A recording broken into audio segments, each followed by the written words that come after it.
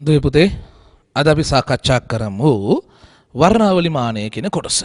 ප්‍රශ්න පාඩමකට දාලා ප්‍රැක්ටිකල් එක. මෙහෙමයි පුතේ. සමහර ප්‍රැක්ටිකල් තියෙනවා අවුරුදු 30 40 කට සැරයක් තමයි එක ප්‍රශ්නයක් හරි එන්නේ. තව ඒවා තියෙනවා පුතේ අවුරුදු 2 3 කට සැරයක් ඒ කියන්නේ නිතර එන ප්‍රැක්ටිකල් තියෙනවා. ඒ වගේ එකක් තමයි මේ වර්ණාවලි මානය කියන්නේ. නිකන් මේ ප්‍රැක්ටිකල් වලින් ගත්තොත් ආලුකට දාලා නිකන් හાર્ට් එක වගේ තියෙන කෑල්ල. හරි?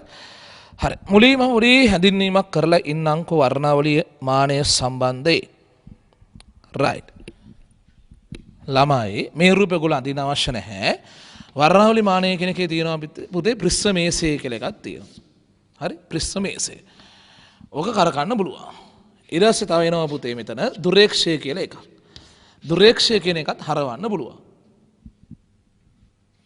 ආයෙනවා පුතේ සමාන්තරකය කියලා එකක් පුතා සමාන්තරකය කියන එක කරකවන්න බෑ. හරි? පෘෂ්ඨ මේසයේ තම අක්ෂය වටා හරවන්න පුළුවනි. ඒ අක්ෂය වටාම දුරේක්ෂයත් කරකවන්න පුළුවනි.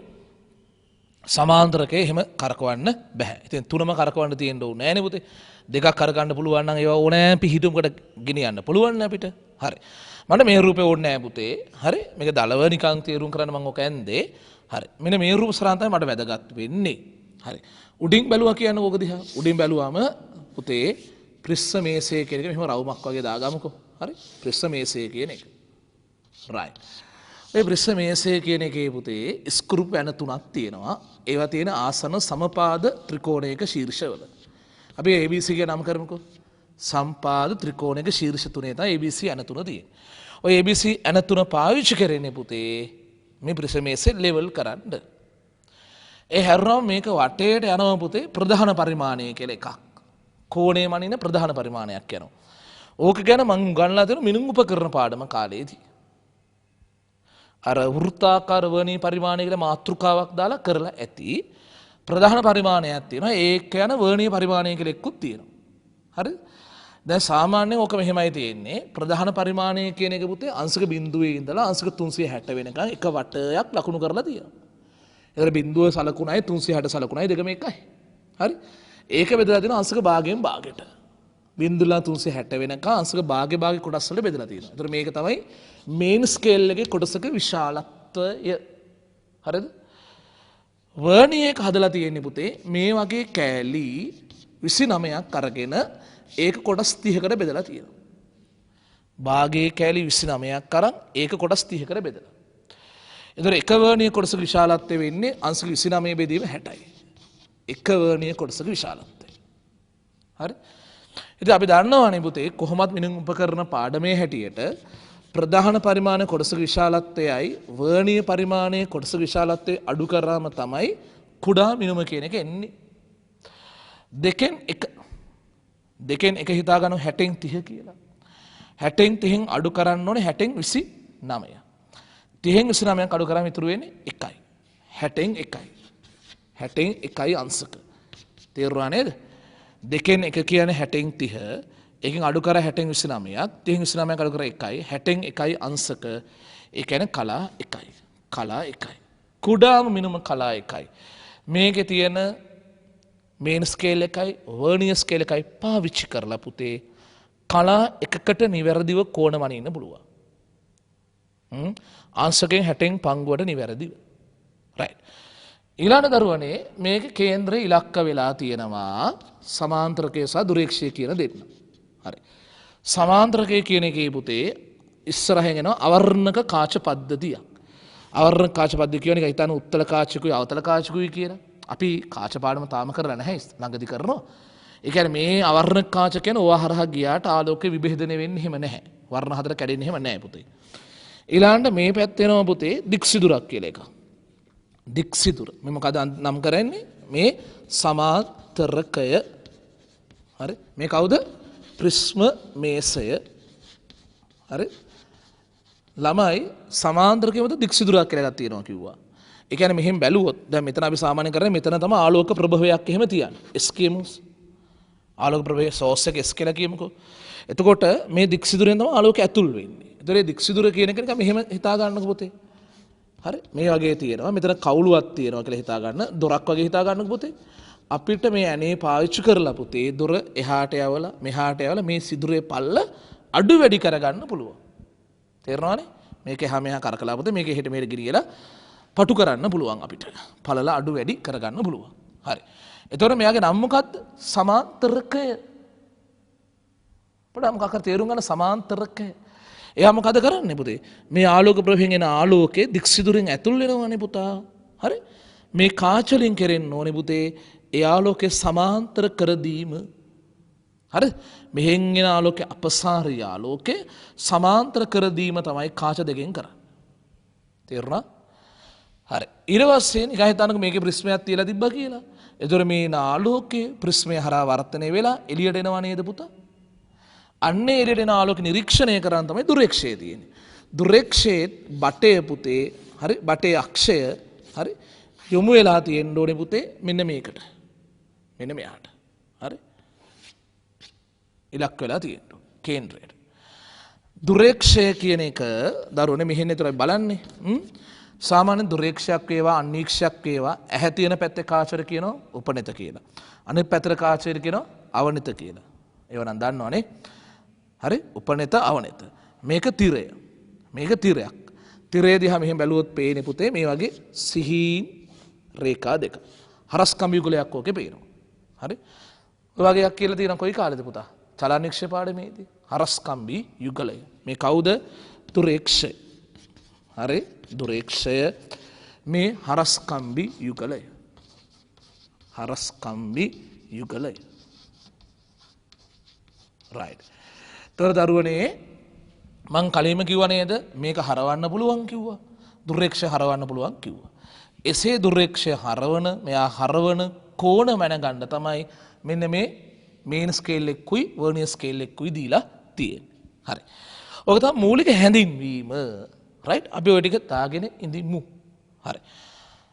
වර්ණාවලි මානය කියලා මාතෘකාව දාගන්න. වර්ණාවලි මානය. right? මේක අදින්නේ නැහැ කියලා කිව්වනේ පුතා. හරි. දැන් එන මේක ඇඳ ගන්න ඕනේ. හරි. මුලින් රවුම ඇඳ ගන්න ප්‍රිස්මේසය වෙනුවෙන්.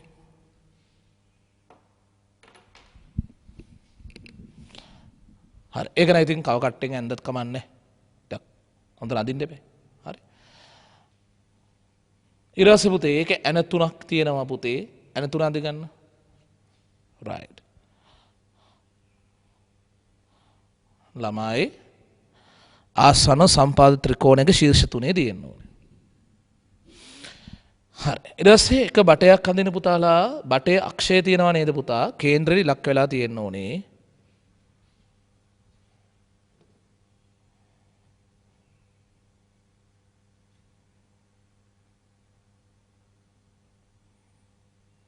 හරි. ඇන්ද කාච දෙක අඳින්න නිකන් උත්තර කාචකුයි අවතල කාචකුයි ගාවලා තියෙනවා වගේ හිතා ගන්නකො පුතේ.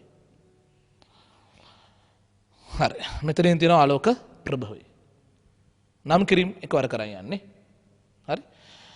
එතකොට මෙතන දිගින් දික්සිදුර කියන එක තමයි. මෙහෙන් බැලුවොත් පේන විදිහ මේ ඇඳලා තියෙන්නේ.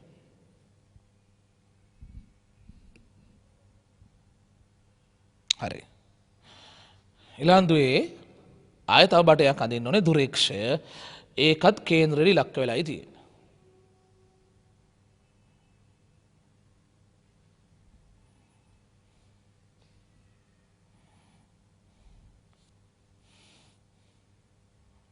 හරි.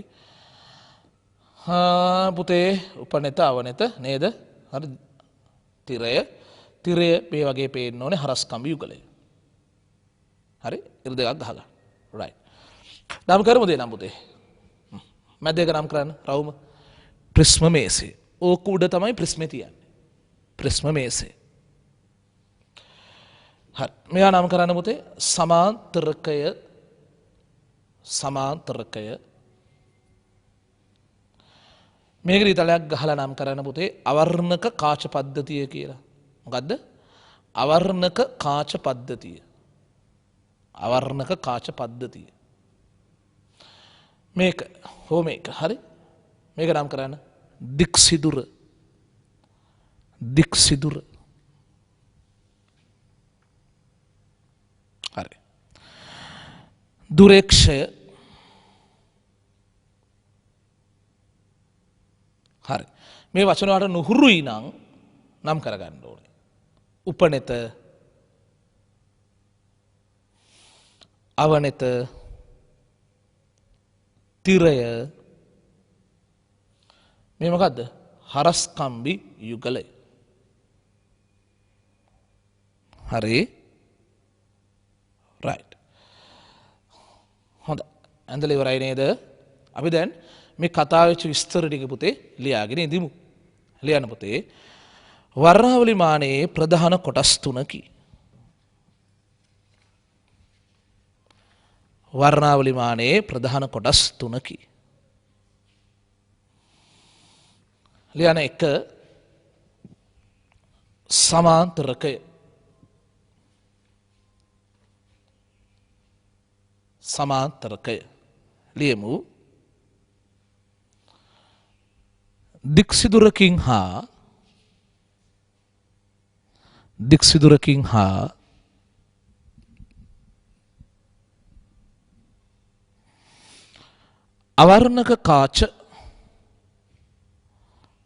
අවර්ණක කාච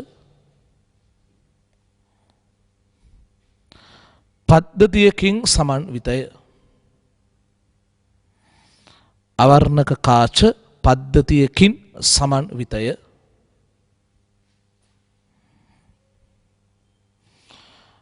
ආලෝක ප්‍රභවයකින් නිකුත්වන ආලෝකය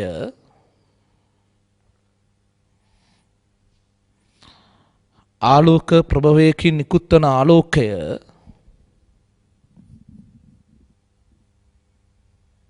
ආලෝක ප්‍රභවයකින් නිකුත්වන ආලෝකය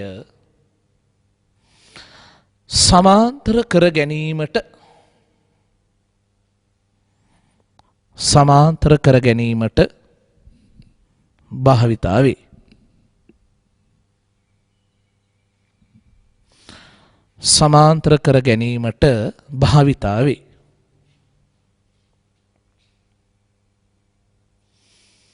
මෙය භ්‍රමණය කළ නොහැක. මෙය භ්‍රමණය කළ නොහැක.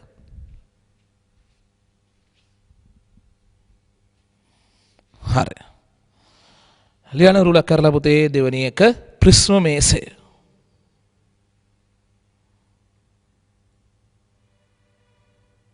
ලියමු.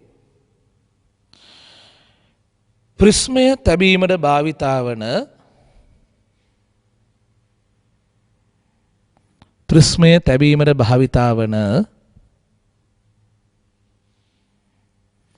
වෘත්තාකාර මේසයයි. වෘත්තාකාර මේසයයි.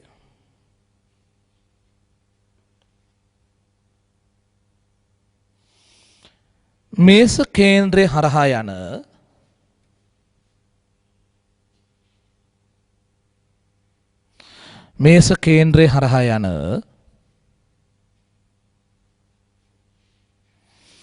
සිරස් අක්ෂය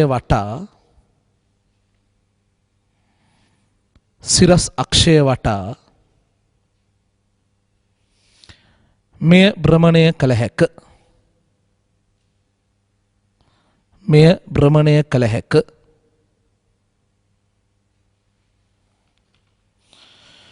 පුතේ ඊළඟ රූලේ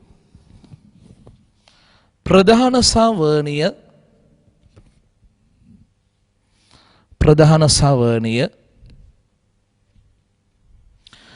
පරිමාණ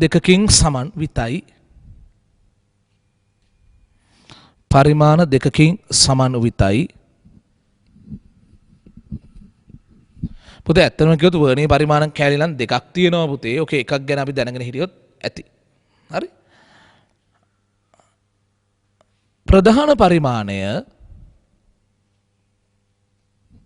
ප්‍රධාන පරිමාණය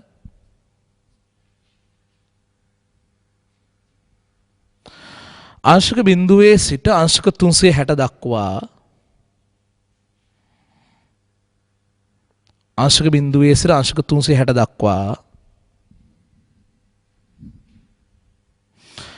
අංශක භාග කොටස් වලින් ක්‍රමාංකනය කර ඇත. ක්‍රමාංකනය කර ඇත.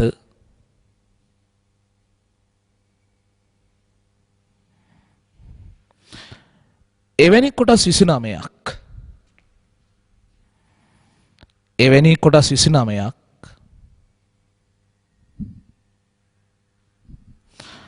සමාන කොටස් 30කට බෙදීමෙන්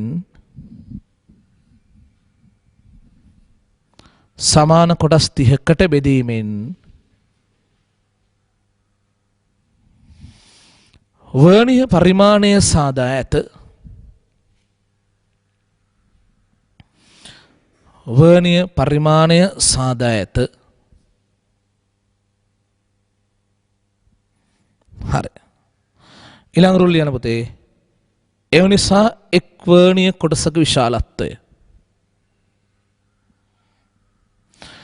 එක් වර්ණීය කොටසක විශාලත්වය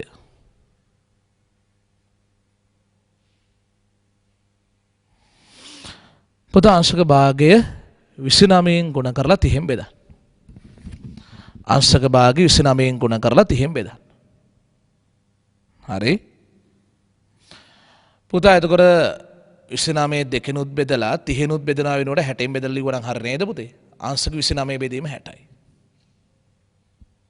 right.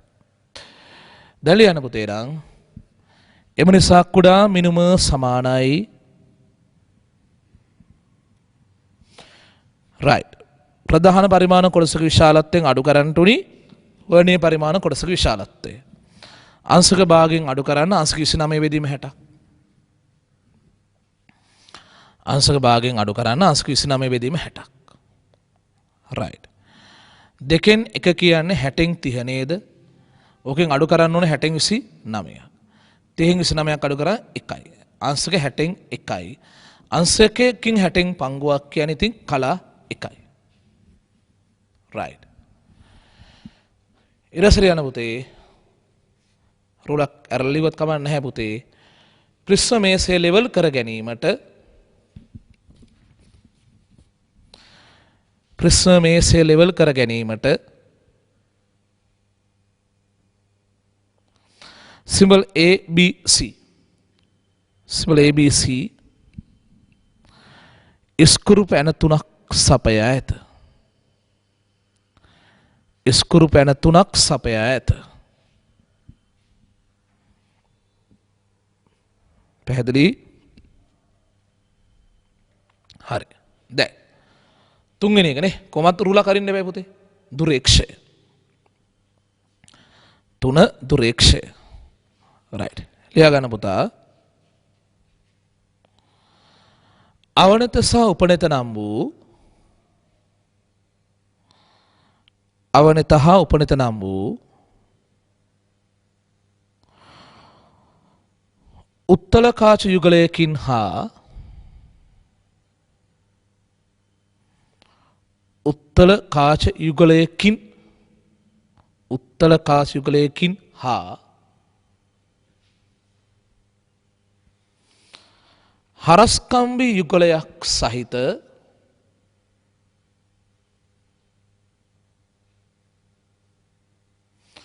හරස්කම්බි යුගලයක් සහිත තිරයකින් සමන් විතයි. තිරයකින් සමන් විතයි.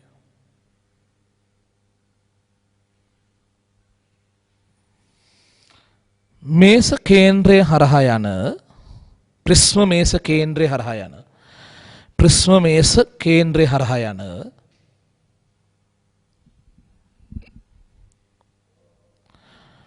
සිරස් අක්ෂය වටා සිරස් අක්ෂය වටා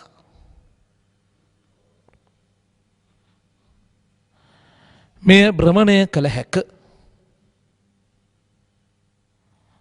මෙය භ්‍රමණය කළ හැක.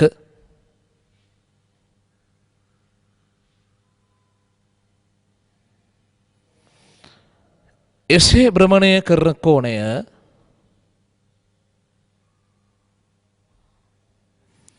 එසේ භ්‍රමණය කරන කෝණය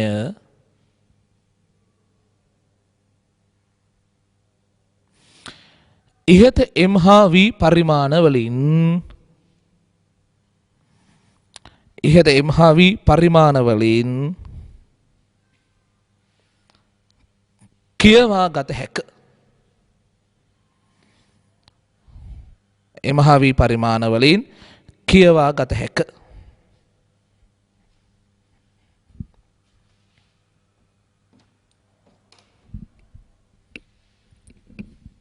හරි. හොඳයි පුතේ. දැන් අපි ප්‍රශ්නමේසේ කොටස් ටික හඳුනාගත්ත දෙයනේ කියලා. තාම ප්‍රශ්නමේසෙන් වැඩ ගන්න පටන් ගත්තේ නැහැ පුතේ. ප්‍රැක්ටිකල් පටන් ගත්තේ නැහැ. ප්‍රැක්ටිකල් වලට කලින් පුතේ දුවේ වැඩක් තියෙනවා මෙන්න මෙහෙම. අපි කියනවා ඒකට වර්ණාවලි මානය සමාන්තර ආලෝකයට සීරු මාරු කිරීම කියලා. වර්ණාවලි මානය සමාන්තර ආලෝකයට සීරු මාරු කිරීම. හරි. ඕකේ පියවර කීපයකට කරන්නේ. දැන් කාලේ අපි ඔක පියවර 4කට ලියන්නේ පුතේ. උපනෙත සීරු මාරු කිරීම පළවෙනි පියවර. දෙවෙනි පියවර අවනෙත සීරු මාරු කිරීම. හරි. තුන්වෙනි පියවර පුතේ සමාන්තරකය සීරු මාරු කිරීම. සමාන්තරකය සීරු මාරු කිරීම. හතරවෙනි පියවර වශයෙන් ප්‍රිස්මේසය ලෙවල් කිරීම. රයිට්. අපි මෙහෙමයි. පරණ මාකිස් ස්කීම් වල බැලුවොත් නම් පුතේ පියවර 3කට ඔක තියෙන්නේ. ඒවයි හුඟක් වෙලාවට මේ දෙක එක පියවරකට තියෙන්නේ. එක පියවරකට කියන්නේ ඒක සමහරවිට තියෙනවා දුරේක්ෂය සීරු මාරු කිරීම කියලා. හරිද? මොකද උපනිත තියෙන්නේ දුරේක්ෂයේ, අවනිත තියෙන්නේ දුරේක්ෂයේ. හරි? රයිට්. දැන් හොඳට අහගෙන ඉන්න. හැබැයි දැන් කාලේ අපි ඔක පියවර 4ක ලියමු ඈ. රයිට්. මොකද්ද මේ උපනිත සීරු මාරු කරනවා කියලා කියන්නේ? හරි. මේ වැඩේ චලනීක්ෂ පාඩමේදීත් අපි කරලා තියෙනවා. මේකයි ඔය කියන්නේ. ඔයා මෙතනින් බලනවා. මෙතනින් බැලුවම මෙන්න මේ දික්සිත මේ හරස්කම්බි යුගලයේ තියෙනව නේද? ඕක බොඳ වෙලා වගේ පේනවා නම් වැඩේ කරන්න බෑ. තියුණු සියුම් රේඛා දෙකක් වගේ පේන්න තියෙන්න ඕනේ. හරිද? එහෙනම් පළවෙනි පියවර වශයෙන් කරන්නේ මොකද්ද? දුරේක්ෂය මෙන්න මෙතන උපනිත ගාව තියෙන ඇනේ කරකලා ඒ උපනිත සීරු මාරු කරගන්නවා පුතේ. හරි? උපනිත සීරු මාරු කරගෙන සෙට් කරගන්නවා. මෙන්න මේ හරස්කම්බි යුගලය තියුණුව හා පැහැදිලිව පේන තෙක්. මොනවා කරන්නත් ඔක්කොම බලන්නේ මෙතන ඉන්නේ පුතේ. ඒ බලන එක පැහැදිලිව පේන්න තියෙන්න එපයි. හරිද? ඒ නිසා මුලින්ම කරන්නේ මේ හරස්කම්බි යුගලය තියුණුව හා පැහැදිලිව පෙන්න තෙක් උපනත සීරු මාරු කරගෙන ඉන්නවා. පැහැදිලි? හරි. ඊළඟට දුරේක්ෂය යොමු කරනවා පුතේ ඈත වස්තුවකට. දුරේක්ෂය හරව ගන්න ඈත වස්තුවක් දෙසට. පුතා ඈත තියෙන වස්තු වලින් එන කිරණ සමාන්තර එනවා කියලා තමයි අපි පිළිගන්නේ. හරි? ඈත වස්තු වලින් එන කිරණ එන්නේ සමාන්තර කියලා තමයි පිළිගන්නේ.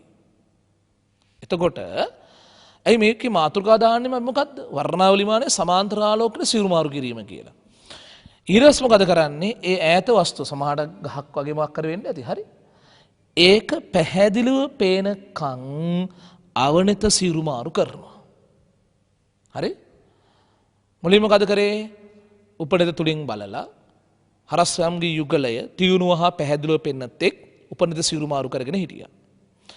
ඊළඟට මොකද කරන්නේ? දුරේක්ෂ කරකනවා පුතේ ඈත වස්තුවකට. ඉලක්ක කරනවා. හරිද? ඊට පස්සේ මොකද කරන්නේ? ඒ ඈත වස්තුවේ පැහැදිලි ප්‍රතිබිම්බයක් පේන තෙක් අවනිත සීරු මාරු කර ගන්නවා.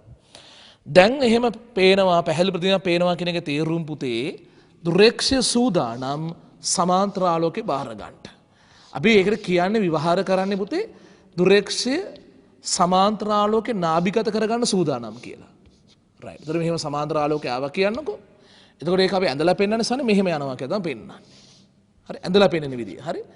දුරේක්ෂය දැන් සූදානම් ඈත වස්තුවක් දෙස බලන්න. රයිට්.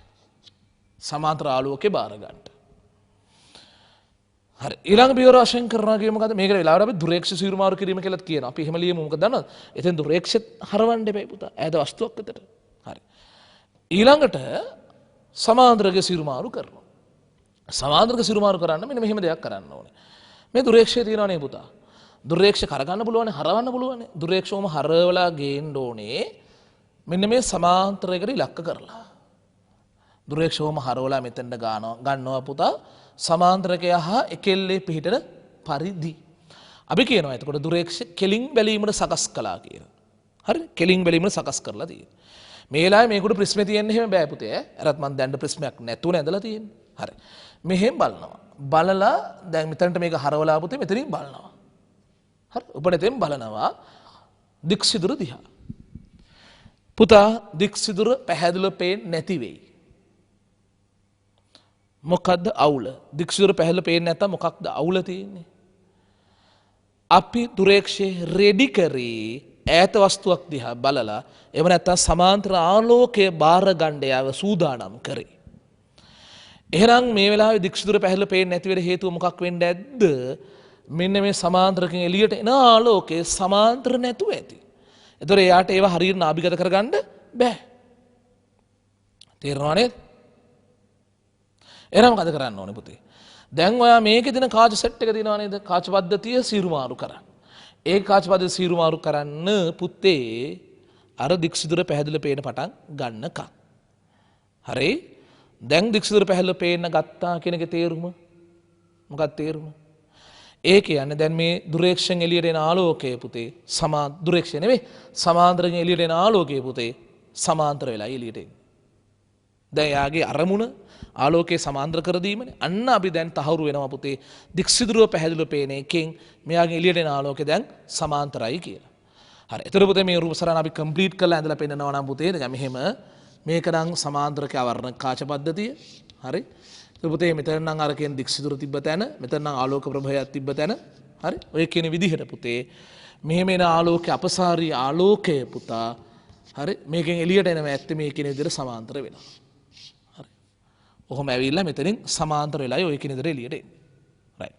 දැන් දරුවෝ දුරේක්ෂ රෙඩි කරලා තියෙනවා සමාන්තර ආලෝකේ බාර ගන්න. සමාන්තරකේ රෙඩි කරලා තියෙනවා මොකටද? සමාන්තර ආලෝකේ පිට කරන්න. හරි. මේ ලෙවල් කරන කතන්දරය ආය දිග කතන්දරයක් නිසා පුතේ ඒ ගැන අපි පසුව කතා කරමු. හරි. මේ ටික දාගෙන ඉමු තේනම් පුතා.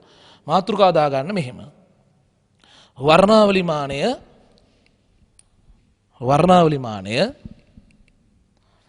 සමාන්තර ආලෝකයට සීරු මාරු කිරීම. වර්ණාවලිමානය සමාන්තර ආලෝකයට සීරු මාරු කිරීම.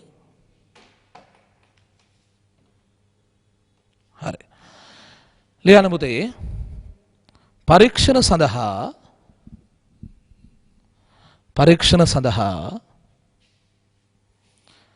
භාවිතා කිරීමට පෙර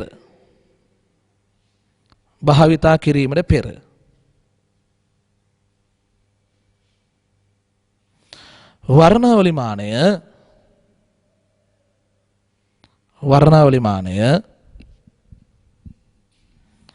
සමාන්තර ආලෝකයට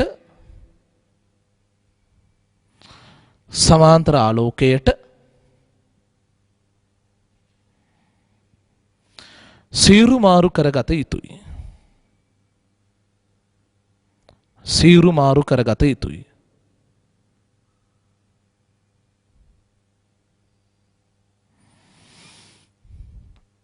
එය පහත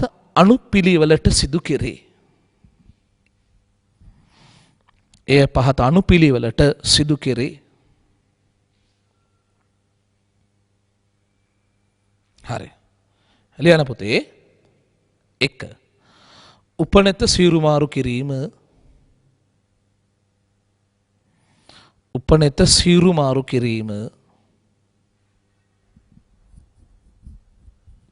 හරි. ලියන්න පුතේ එකේ උපනෙත තුලින් බලා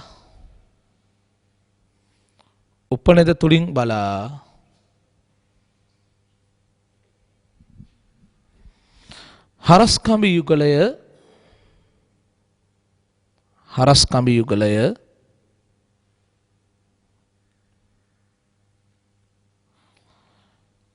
තියුණුව හා පැහැදිලිව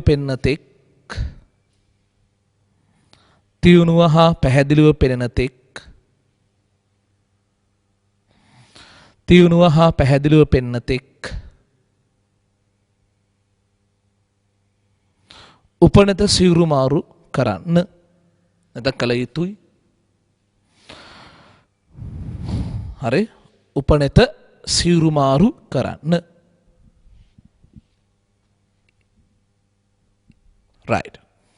දෙවෙනි පියවර ලියන්න පුතේ දුරේක්ෂය සීරු මාරු කිරීම. දුරේක්ෂය සීරු මාරු කිරීම. හරි. ඒක ඉස්සරේ ලියන්න පුතේ. දුරේක්ෂය ඈත වස්තුවක් වෙත යොමු කර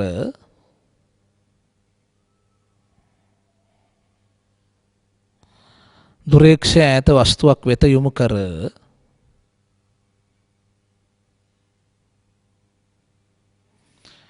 එහි පැහැදිලි ප්‍රතිබිම්බයක් ලැබෙන තෙක්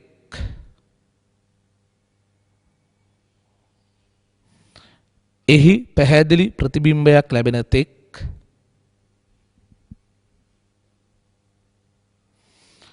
අවනෙත සීරු මාරු කරන්න. අවනෙත සීරු මාරු කරන්න. දුරේක්ෂය ඈත වස්තුවක් වෙත යොමු කර එහි පැහැදිලි ප්‍රතිබිම්බයක් ලැබෙන තෙක් අවනෙත සීරු මාරු කරන්න. පුතේ ඇයි ඈත වස්තුව තෝරගන්නේ? ඈත වස්තුවල ඉඳලා එන ආලෝකයේ පුතේ සමාන්තර එනවා කියලායි බාරගන්නේ. යට ලියන්න පුතේ මේක පියවරක් නෙවෙයි. දැන් දුරේක්ෂය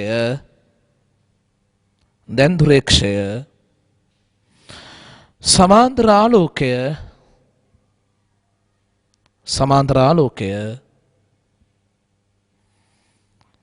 නාභිගත කර ගැනීමට සූදානම්ය. නාභිගත කර ගැනීමට සූදානම්ය. රයිට්. දැන් ලියන්න පුතේ රුලක් කරලා තුන්වෙනි පියවර. කවුද? ලියන්න. සමාන්තරකය සීරු මාරු කිරීම.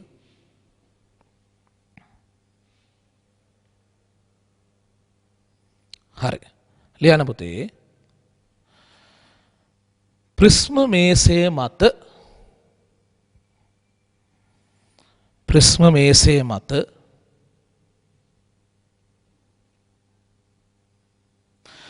ප්‍රිස්මයක් තිබුණේ නම් ඒ ඉවත් කර.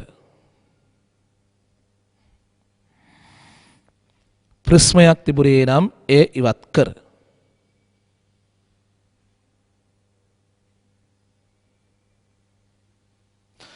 සමාන්තරකය හා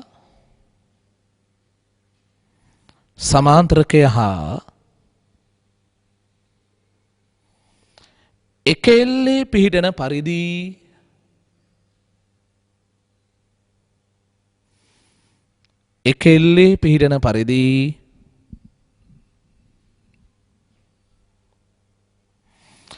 දුරේක්ෂය භ්‍රමණය කරන්න. දුරේක්ෂය භ්‍රමණය කරන්න.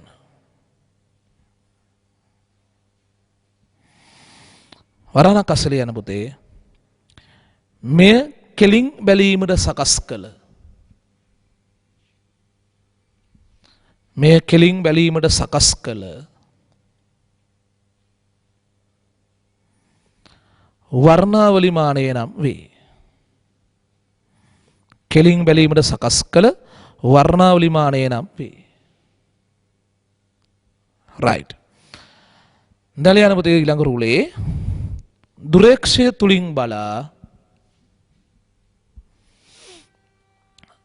තුලින් බලා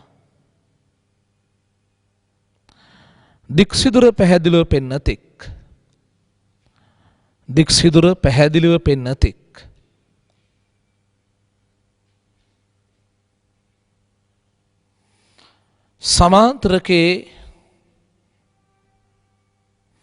සමාන්තරකේ කාච පද්ධතිය සීරු මාරු කරන්න.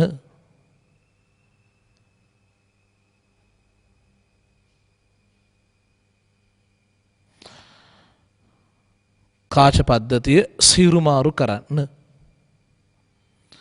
පුතා ලියන්න මේක. දැන් සමාන්තරකය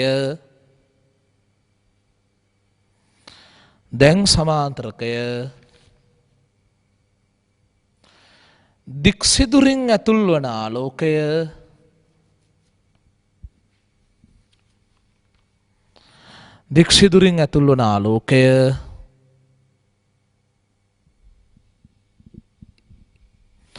සමාන්තර කර දීමට සූදානම්ය.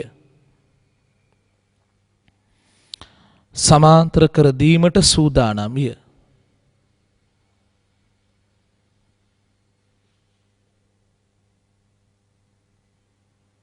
right. දරුවනේ දැන් අපි මේක ඇඳගමුද පුතා.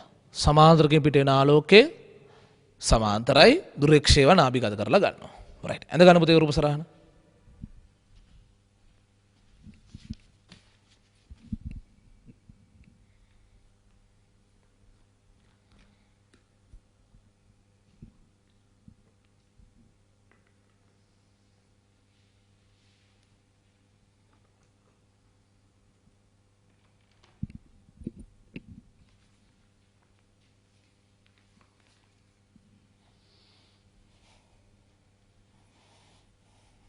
හරි.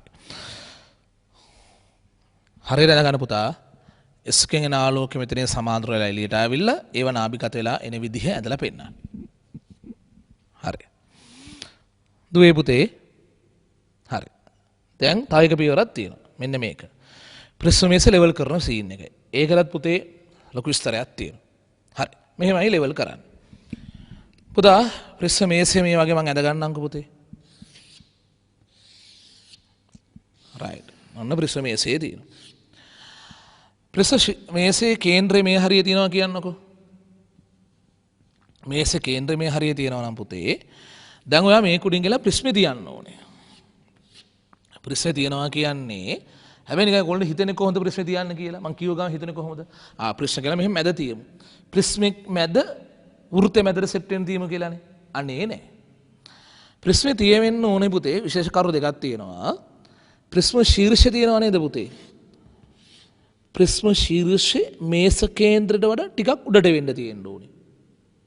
මේ මේස කේන්ද්‍රය ප්‍රිස්ම ශීර්ෂය මේස කේන්ද්‍රයට ටිකක් උඩට වෙන්න තියෙන්න ඕනේ. කේන්ද්‍ර කේන්ද්‍ර සම්පාත නැහැ. ශීර්ෂ මේස කේන්ද්‍රය ගාව නෙමෙයි තියෙන්නේ. ඊට පල්ලෙහායිනුත් නෙමෙයි. ඊට චුට්ටක් උඩින් තියෙන්නේ. සහ මෙන්න මේ සාමාන්‍ය වර්තක පෘෂ්ඨ දෙක මේ දෙක කියලා හිතන්නකෝ පුතා. එක වර්තක පෘෂ්ඨයක් ඕනම ස්කෘප් ඇන දෙකක් යාකර රේඛාවට ලම්බ වෙන්නත් ඕනේ. අපි කියමු මෙතන A කියලා ඇනේ තියෙන තැන කියලා. මේක C කියන ඇනේ තියෙන තැන කියලා හිතන්න පුතේ. හරි? ඒතර AC ඇන දෙක. AC ඇන දෙක යා කරන රේඛාව තියෙනව නේද පුතේ? AC ඇන දෙක යා කරන රේඛාවට එක වර්තක පෘෂ්ඨයක් ලම්බ වෙන්න තියෙන්න ඕනේ. හරි? ඒතර තුන්වෙනි ඇනේ කොහොමද අදින්නේ? මෙන්න මේ හරියෙන් විතරනේ. මොකද ඇන තුන තියෙන්නේ සම්පාත ත්‍රිකෝණයක ශීර්ෂවල ඈ. හරි? ඒතර මේ රේඛාවයි මෙයයි එහෙම ලම්බ එහෙම නෑ පුතේ. හරිද? ඒතර ඔයගොල්ලෝ අදිද්දී විශේෂයෙන් අදින කරු දෙකයි ප්‍රිස්ම ශීර්ෂ මේස කේන්ද්‍රය චුට්ටක් උඩට වෙන්න අදින්න ඕනේ. එක වර්තක පෘෂ්ඨයක් මොකක් කර ඇන දෙකක්. අපි කියමු AC කියලා. ඇන දෙක යාකර රේඛාවට ලම්බ වෙන්න තියෙන්නත් ඕනේ.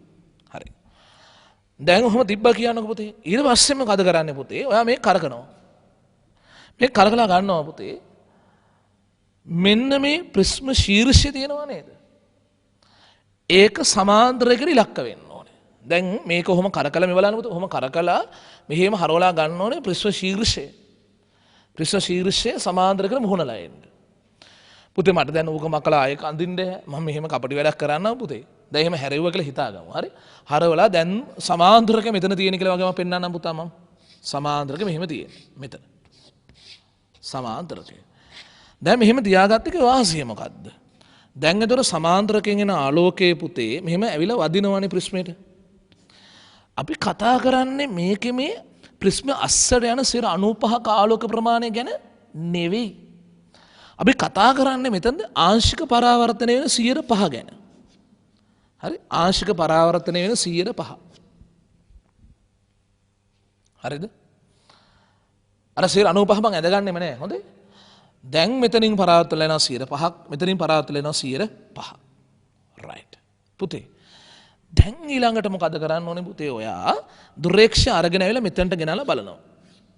දුරේක්ෂය මෙතනට ගෙනල්ලා උපනෙතෙන් බලනවා. මෙයාගේ පළවෙනි පිහිටුම T1 කියලා නම් කරමු පුතේ. මෙතනින් බලනවා. හරි. බැලුවා මොකද වෙන්න ඕනේ? ඔයාලට දික්සුදුර පේන්න ඕනේ. නේ? මෙතනින් ඔයා බැලුවම දික්සුදුර පේයි මෙන්න මේ වගේ. එක්ක උඩින් කෑල්ලක් පේයි දික්සුදුරේ. නැත්නම් දික්සුදුරේ යටින් මෙහෙම කෑල්ලක් වගේ පේයි. හරි.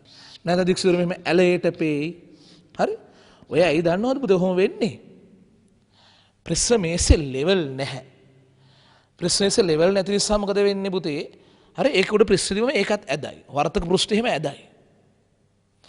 වර්ධක ප්‍රශ්නේ ඇද වුණාම පුතේ දැන් අර එන ආලෝකයේ මෙහෙම ඇවිල්ලා වැදිලා එක්ක පල්ලෙහාට යනවා එක්ක වැදිලා උඩට යනවා එහෙම වෙන්නේ. හරි? මෙහෙම කෙලින් තිබුණා නම් පුතේ මෙහෙම වදිනවා ඒ ලෙවල් එකේමනේ යන්නේ. නැත්නම් ඇද වුණාම වැදිලා පල්ලෙහා ලෙවල් එකකට හරි උඩ ලෙවල් එකකට හරි යනවා. එහෙම වුණාම තමයි මේ දික්සිදුරේ කුඩින් කැලක් යටින් කැලක් එක්ක ඇල වෙලා වගේ පේන්නේ. ලෙවල් නැති ප්‍රශ්නයක් තියෙනවා. එහෙනම් ඊළඟට මොකද කරන්නේ? ඔයා AC ඇන දෙකෙන් එක ඇණයක් මොකක් හරි කරකනවා. ඇත්තට පුතේ මේ ඇණයක් කරකන එකේ මොකද කරන්නේ? ඒ පැත්තේ ප්‍රිස්මේස එක්ක උස්සනවා එක්ක පාත් කරනවා. හරි? එහෙම කරලා එක පැත්තක් උස්සනවා හෝ පාත් කිරීමක් කරනවා. එහෙම කරලා ඔයා හදා ගන්න ඕනේ පුතේ මෙන්න මේ දික්සිදුර. මෙන්න මේ දික්සිදුර මෙන්න මෙහෙම මැදට වෙලා පේන දර්ශනපතේ මැදට වෙලා පේන හදා ගන්න ඕනේ. හරි? මෙන්න මේ වගේ පේන්න හදා ගන්න ඕනේ. ඔයලා හීනෙට ඇන්දොත් හොඳයි. හරි? ඊට පස්සේ අර පැත්තට ගිහිල්ලා බලන්න. මේ පැත්තට ගිහිල්ලා බලන්න කොහොමද පේන්නේ කියලා. අපි ඒක දුරේක්ෂේ පිහිනුම් T2 කියලා නම් කරමුකෝ පුතා. හරි? එතන ගිහිල්ලා බැලුවම ආයේ අර වගේ කොහෙන් හරි කෑල්ලක් වගේ තමයි පේන්නේ. ඇල වෙලා වගේ පේන්නේ. එහෙනම් ඊට පස්සේ මොකද කරන්නේ? ඒ පැත්තේ ස්කුරුපැණේ කරකලා එක්ක ඒ පැත්තෙන් උස්සලා හරි පාත් කළා හරි හදා ගන්නවා දික්සිදුර දර්ශනපතේ මැදට එනසේ. පැහැදිලි? ඊට පස්සේ ආයෙ කෝකලත් මේ පැත්තට ඇවිල්ලා බලන්න. ආයෙ අර පැත්ත කරකද්දි පුතේ උස්සද්දි පාත් කරද්දි මේ පැත්තට ඇවිල්ලා බලද්දි මේ පැත්තෙන් බැලුවා ආයෙ පොඩ්ඩක් අවුට් ගිහිල්ලා තියෙයි. පොඩ්ඩක් අවුල් වෙලා තියෙයි. ආයෙ මේ ඇනේ කරකලා පුතේ එක්ක මේ ඇනේ කරකලා පුතේ ඒ පැත්ත උස්සලා පාත් කරලා මේ වගේ පේන්න හදා ගන්න. ඔයා ඔක මාරුවේ මාරුවට දෙතුන් සැරයක් කරාම හරි? මෙහෙන් බැලුවත් එහෙන් බැලුවත් දික්සිදුර දර්ශන පතේ මැද පේන්න පටන් ගන්නවා. එහෙම පේනකොට ඒ කියන්නේ ප්‍රිස්ම මේසේ ලෙවල් වෙලා තියෙන්නේ. පැහැදිලි? එහෙනම් අපි ඔය ටික දාගෙන ඉඳිමු. හරි? මොකද අංග 4 පියවරනේ ලියා ගන්න පුතේ. ප්‍රිස්ම මේසේ ලෙවල් කිරීම කියලා. ප්‍රිස්ම මේසේ ලෙවල් කිරීම. right. ලියන දුවේ පුතේ මේ සඳහා ප්‍රිස්මය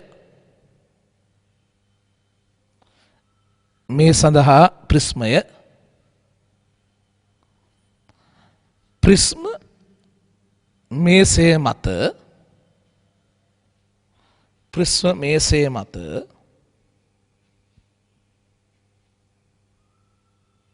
ඊළඟ රුලේ පුතේ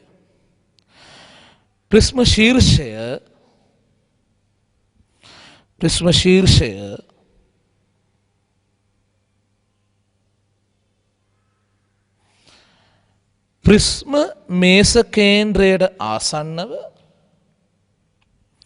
ප්‍රිස්ම මේස කේන්ද්‍රයට ආසන්නව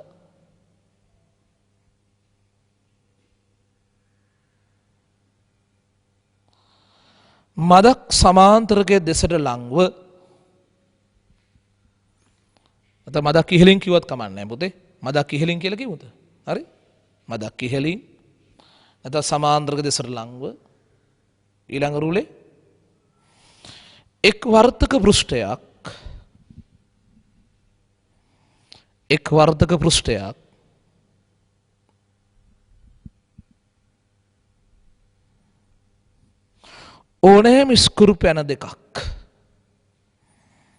ඕනෑම ස්කුරු පැන දෙකක්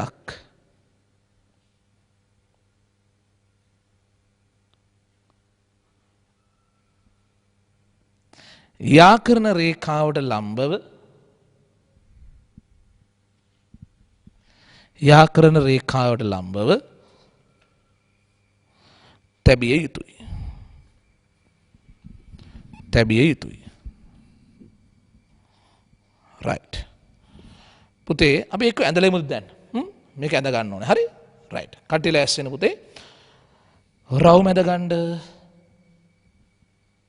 හරිද? රවුම අදින්න.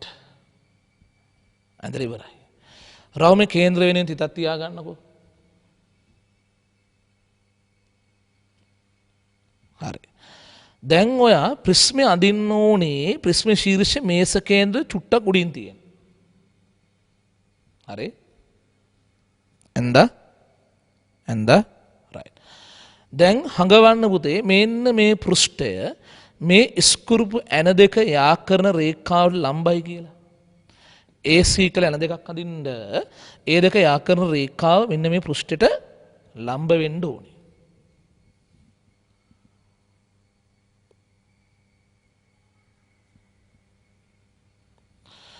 මෙතන ඊළඟ ස්ක්‍රූ පැනේ අඳින්න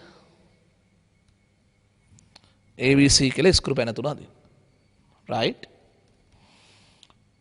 දැන් මේක ඇතර කරකලා සමාන්තර මුහුණලා ගත්ත කියලා මම තාම කිව්වේ නැහැ නමුත් ඒ ටිකත් එක්කම ඇදලා දාමු අපි දැන් පුතේ මේ භීෂ්ම ශීර්ෂයට උඩින් සමාන්තරකේ අවර්ණක කාච පද්ධතිය කියන එක ඇදලා පෙන්නන්න පුතේ දැන් බටේ වගේ ඇඳලා අවර්ණක කාච පද්ධතිය අඳින්න හරි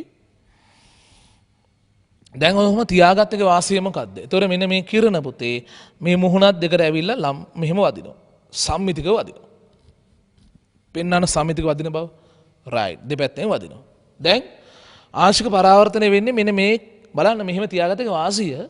දැන් ඒතොර මේ කිරණ ආංශික පරාවර්තනය වෙන්නේ මේස කේන්ද්‍රේ ඉඳලා එනවා වගේ. ඇයි ඒක වැදගත් වෙන්නේ? වැදගත් වෙන්නේ දුරේක්ෂ ඉලක්ක කරන්න පුළුවන් මේස කේන්ද්‍රයට. මේක පාත් කරා කියනවා. මේක පාත් කරොත් මේ කිර වැදිලා මෙහෙන් එන්නේ. මෙහෙන් එනකොට ඒවට ඉලක්ක කරලා දුරේක්ෂය හරවන්න බෑ පුතේ. දුරේක්ෂය කෙලින්ම ඉලක්ක වෙන්නේ කේන්ද්‍රය ඉස්සර විතරයි. මේ ගුඩක් උඩින් තිබ්බා කියන්නකෝ. මෙහෙම වැදලා මෙහෙන් යනකොට ඒක බලන්න බෑ මේ දුරේක්ෂය. තේරුණා?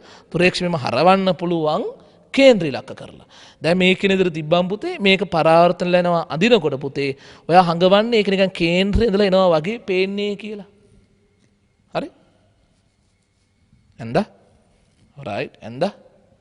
දෙපැත්තෙම එහෙනම් දුරේක්ෂයේ බටේ පුතේ දෙසරයක් අදින්න. T1 T2 කියලා. මේ පිහිරුම T1 කියලා කියමු අර පිහිරුම T2 කියලා කියමු. තේරුණා නේද? හරි. පැහැදිලි කියලා මං හිතුවා. දැන් ලියන්න ඕනේ පුතේ. ප්‍රිස්ම ශීර්ෂය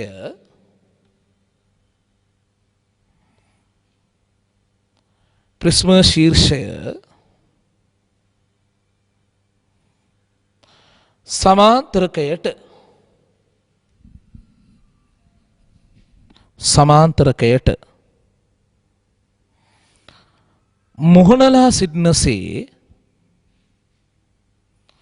මුහුණලා සිටිනසේ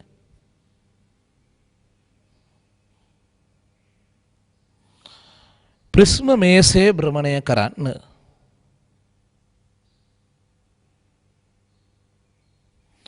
ප්‍රිස්ම මේසේ භ්‍රමණය කරන්න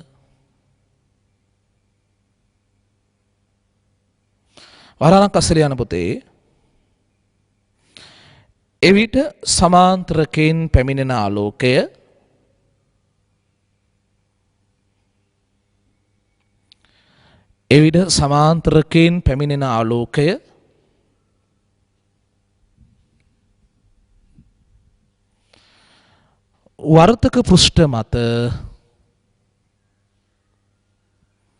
වර්තක පෘෂ්ඨ මත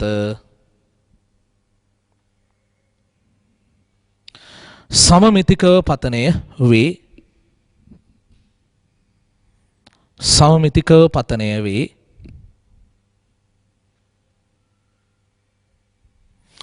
හරි. දැන් ලියන්න පුතේ ඊළඟ රූලේ දුරේක්ෂය T1 පිහිටුමට භ්‍රමණය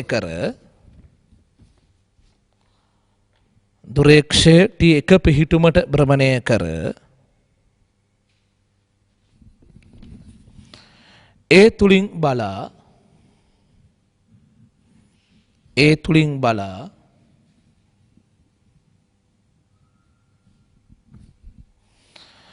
දික්සිදුර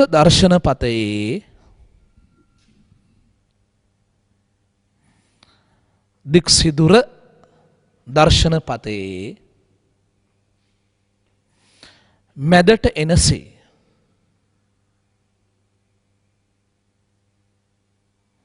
මැදට එනසේ symbol A හෝ symbol C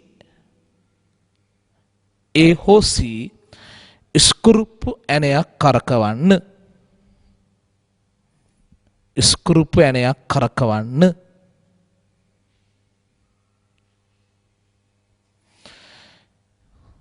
ඊළඟ රූලේ දුරේක්ෂය T2 පිහිටුමට භ්‍රමණය කර දුරේක්ෂය T2 පිහිටුමට භ්‍රමණය කර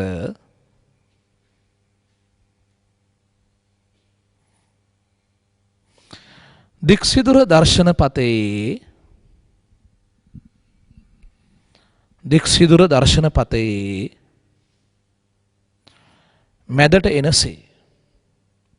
මැදට එනසේ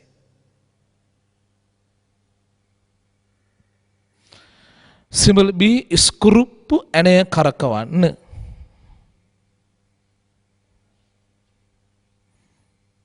සිඹල් B ස්කුරුප්පු ඇණය කරකවන්න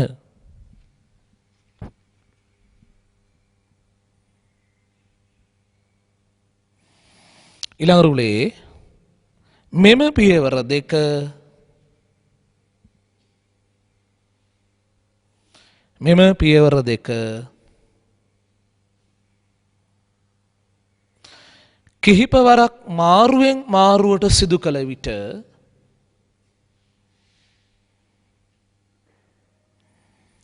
කිහිපවරක් මාරුවෙන් මාරුවට සිදු කළ විට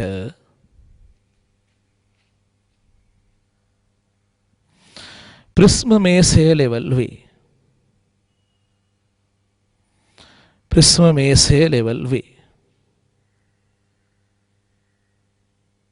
පුතේ දැන් මෙහෙමයි ඔයාලා පුතේ මේ තුන අඳිනවා. හරිද? ඒක යටින් ලියනවා ලෙවල් V නැත. ඕන ප්‍රිස්ම මේසය කියලා ලියනවා. ලෙවල් V නැත. මේක ඇඳලා ලියනවා පුතේ ලෙවල් V ඇත. තේරුණා? රයිට්. ඇඳ ගන්න.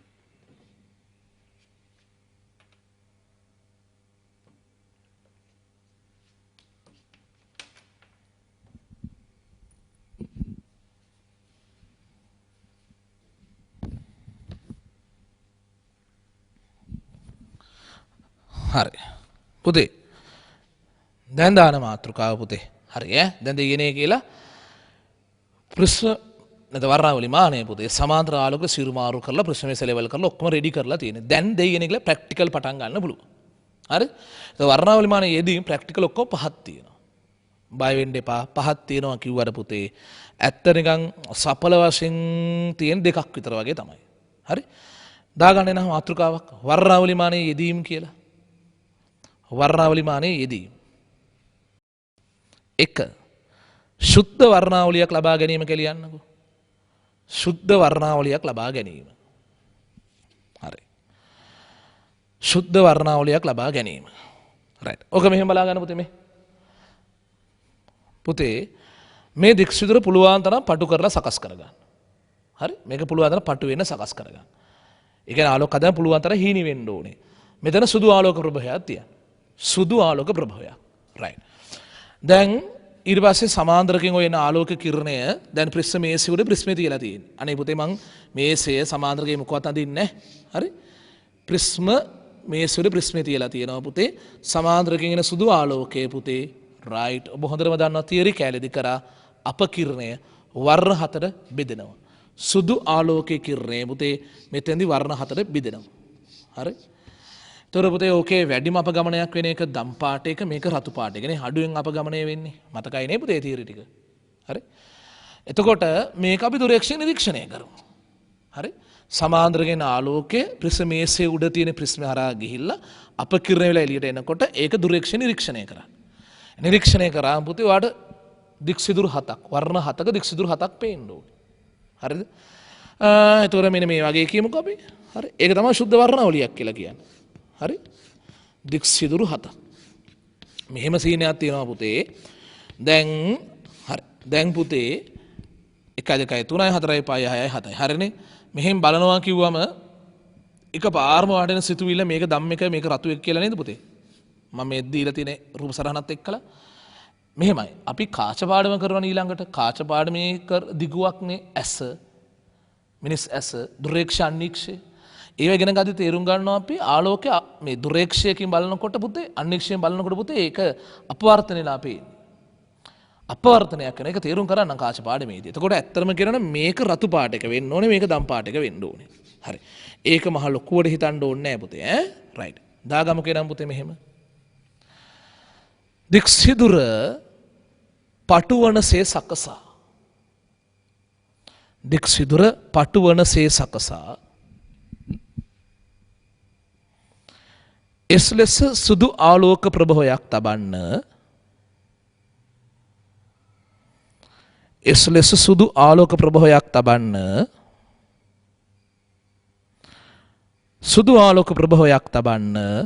වරහන අස්සලේ යන පුතේ සූත්‍රිකා බල්බයක් වැනි.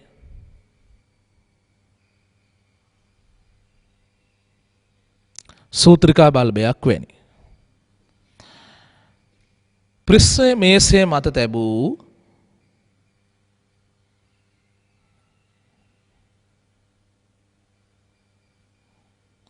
ප්‍රිස්මේසේ මත තැබූ ප්‍රිස්මේ හරහා ගමන් කර ප්‍රිස්මේ හරහා ගමන් කර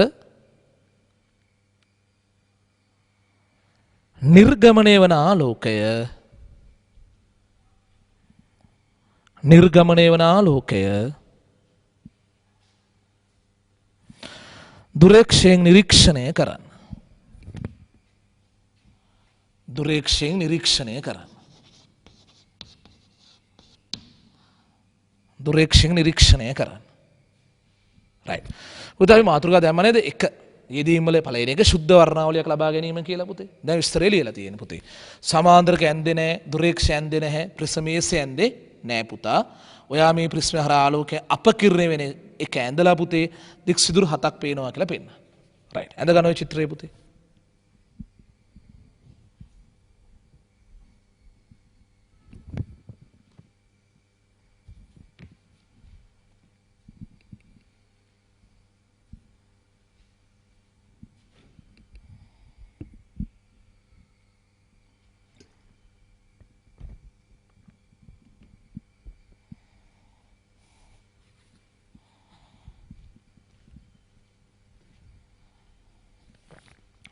හරි ඇඳලා ඉවරයි. පුතේ මේ එක සමානයි ඈ. ලියන්න පුතේ. එවිට එකිනෙකින් වෙන් වූ එවිට එකිනෙකින් වෙන් වූ වර්ණවත් දික් සිදුරු 7ක් නිරීක්ෂණය කළ හැක. වර්ණවත් දික් සිදුරු 7ක් නිරීක්ෂණය කළ හැක. හරි. මෙය ශුද්ධ වර්ණාවලියකි. මේ ශුද්ධ වර්ණාවලියකි. රයිට්. යෙදීම් වල පුතා දෙවනි එක. ලියන ප්‍රිස්ම කෝණය ඇත ඒ මැනීම ප්‍රිස්ම කෝණය මැනීම. රයිට්. ප්‍රිස්ම කෝණය මැනීම. හරි. අය අහගන්න පුතේ. හරි ලේසි. මේකෙදි පුතේ දුවේ අලුතින් ප්‍රැක්ටිකල් එකක් කරන්න නෑ. හරි. මතක් කරගන්න මෙන්න මේ රූප සරහන. අපි අර ප්‍රිස්මේසේ ලෙවල් කරපු වෙලාවේ අඳපු රූප සරහන නේද මේක? දැන් පුතා ඒක එක වෙලාවක දුරේක්ෂය T1 කියලා පිහිටුමට ගෙන ආව නේද? T1 පිහිටුමට ගෙන ආවම මේක මේන් ස්කේල් එක මතකයි වර්නියර් ස්කේල් එක මතකයි නේද පුතා? මේන් ස්කේල් එකයි වර්නියර් ස්කේල් එකයි දිහා බලලා පාඨාංක කියව ගන්න. මේන් එකේ වර්නියර් එකේ පෙන්눔 කරන පාඨාංක අපි කියමු T1 කියලා අන්න එක කියව ගන්න. ඊළඟට ඕක මෙතනට කරකලා ගෙනල්ලා පුතේ හරි T2 පිහිටුමේදී මේන් එකේ වර්නියර් එකේ පෙන්වන පාඨාංක T2 කියලා කියමුකෝ ඒක කියව ගන්න. හරි. මෙතනදී මේන් එකේ වර්නියර් එකේ පාඨාංක කියවගෙන මේක මෙතන ගෙන ආවම පාඨාංක කියව ගන්න. හරි. නිකන් උදාහරණයක් හිතන්න මෙතනදී පාඨාංක අංශක 20යි කියලා. අතනදී පාඨාංක අංශක 140යි කියලා. හරි. මෙතනදී පාඨාංක 20 තිබුණේ මේක මෙතන කරකුවාම ඒ එක වර්නියර් එක කරකිලා දැන් පාඨාංක 140ක් පෙන්නනවා. 20 තිබිච්ච 140 වැඩි වුණා. ඒක දැන් මෙයා කරකනකොට ඒ එකනේ වර්නියර් එකක් තියන්නේ පුතා. හරි. ඒකේ තේරුම මේ දුරේක්ෂය භ්‍රමණය කරලා තියෙනවා අංශක 120ක්. කොහෙන්ද 120ක් ආවේ? ඇයි දෙයියනේ අංශක 20න් පටන් අරන් ඉවර කරේ අංශක 140. එහෙනම් මේක හරවලා තියෙන අංශක 120යි. හරි. දැන් පුතේ අපි ඒකේ රූප සරහන තේරුම් ගමු මේ විදිහට පුතේ. හරි. දැන් ඒකෙන් කොහොමද ප්‍රශ්න කෝණය හොයන්නේ කියලා තේරුම් ගමු බලන්න. හරි. දැන් ප්‍රශ්නේ මෙහෙම තිබුණා. සාමාන්‍ය අපි අදින්නේ සමපාද නැත්නම් සමද්විපාද ප්‍රශ්නේ. right. දැන් ඇත්තරම කියනවා නම් මේ ආලෝකය ඔහොම ඇවිල්ලා වැදිලා මෙතනින් පරාවර්තනේ වුණා. right. මේ ආනාලෝකයක් පුතේ ඔය වගේ වැදිලා පරාවර්තනේ වුණා. හරි. මෙන්න මේ වගේ. right. පැහැදිලි? හරිද? එතන මෙතන පිහිටුම T1 ඒකේ පාඨාංගය තමයි කියව ගන්න කිව්වේ T1 කියලා. මෙතන පිහිටුම දා දුරේක්ෂය T2 එතන පාඨාංගය තමයි කියව ගන්න කිව්වේ T2 කියලා. හරි. දැන් මේ ලස්සන කතන්දරය තියෙන හරියට ලස්සන බලන්න ඉන්න ඕනේ පුතේ. මම ගන්නම්කෝ මෙතන කෝණ x කියලා. බලගෙන පෙන්නද්දි මේක x කියලා ගත්තා. එයා x නම් right ඒකාන්තර කෝණ මෙයත් x. මෙයා x නම් ඒකාන්තර කෝණ නිසා මෙයත් x. පරාවර්තනවල සිද්ධ වෙන්නේ පතන කෝණේ පරාවර්තන කෝණේ සමාන වෙන්න නේද? ඔව් නේද? ඒතර පතන කෝණයට පරාවර්තන කෝණේ සමාන නාම ඉතුරු දෙපැත්තේ කෝණවලු සමාන වෙන්න ඕනි නේද? මේකයි සමාන වෙන්න ඕනි නේද? right. ඒතර මෙයා x නම් මේ කෝණෙත් x වෙන්න ඕනේ නේද? ඇයි? මෙයා x නම් මේක x වෙන්න ඕනේ ඇයි? ඇයි? ප්‍රතිමුඛ. හරි. ඒතර මෙයා 2x කියලා ගත්තම මේක 2x. මෙයා 2x නිසා මේක 2x. ඒකාන්තර.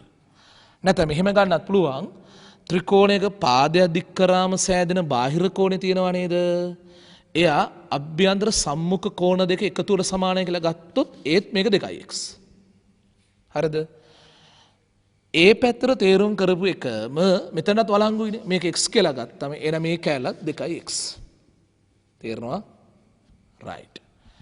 එහෙනම් අන්තිමට බලද්දි පුතේ මේ කෝණය 2x කොට බලමු පුතේ මේ කෝණය 2x කොට මේ කෝණය කීයද පුතේ 4x. මේ කෝණය 2x කොට මේ කෝණය කීයද පුතේ 4x. ඒ කියන්නේ මෙතන මේ කිරණ දෙකේ ගමන් මාර්ග දෙකේ අතර කෝණය තියෙනවා නේද? ඒක මෙතන කෝණය වගේ දෙගුණයයි. මෙයා 2x කොට මේක 4x. එහෙනම් මෙයා ප්‍රශ්න කෝණේ A නේද? එහෙනම් මේක 2යි. හරි? ඔන්න සම්බන්ධය ලියනවා මොකක් කියලාද පුතේ? දෙකක් A සමානයි θ 2 ඍණ θ 1 කියලා. θ 2 ඍණ θ 1. නිතර ඕන වෙනවා ඕක ඈ. මෙයා A නම් මේක 2යි A 2යි A සමානයි. ඉතින් පුතේ θ 2 θ 1 වෙනස නේන්න පුතේ. හරි? මේ කෝණය කියන්නේ. right. ලියා ගමු. මාතෘකාව දාලා තියෙන A මැනීම කියලා. ලියා ගන්න පුතේ. ප්‍රශ්නමේසය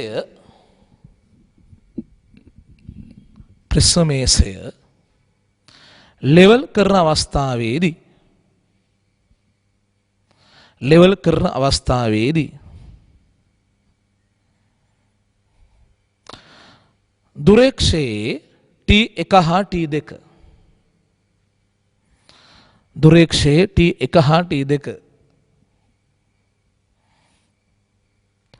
පිහිටුම් වලට අදාළ පාඨාංක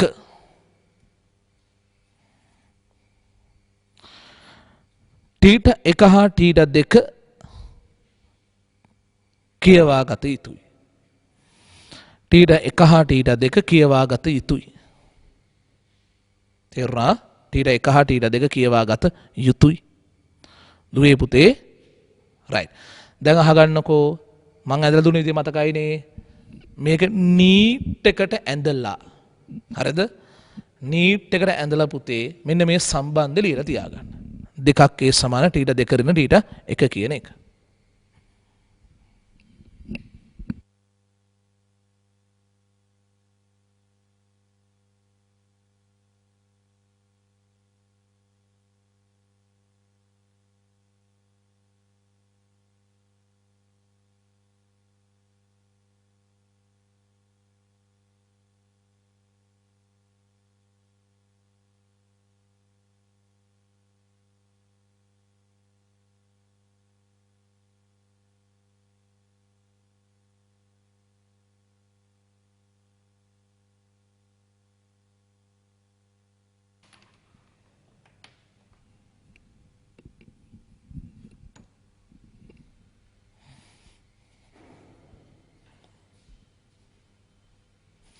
රයිට්. ඇඳලා ඉවරයිද නේද පුතේ? හරි.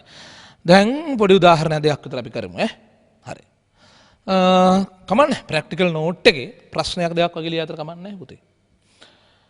උදාහරණයක් ලියනවා නම් කැමති නැහැ ඒත් අවුලන්නේ. ලියන්න උදා t ට 1 සමානයි අංශක 20යි කලා 47. t ට 2 සමානයි අංශ 140යි කලා 13. යයි සිතමු. ටීට එකට ඇවිල්ලා දෙන අංශක 20යි කලා 47යි අරක 140යි කලා 13යි. පුතේ මම නිකන් අර කලා ගණන් අමතක කරන්නකෝ. නිකන් 20යි 140යි කියන පුතේ වෙනස 120යි නේ. ඒතර ඒක සමාන 2යි ඒනේ. ඒතර 122 බෙදුනම 60ක්. ඔය වගේ තමයි එන්න ඕනේ සාමාන්‍යයෙන්. හරි. දැන් ඉතින් පුතේ මේක අඩු කරන්න ගියාම පොඩි අවුලක් එනවා නේද පුතේ? 2යි ඒ සමානයි කියලා අඩු කරන්න ගියාම හරි. අංශ 140යි කලා 13යි.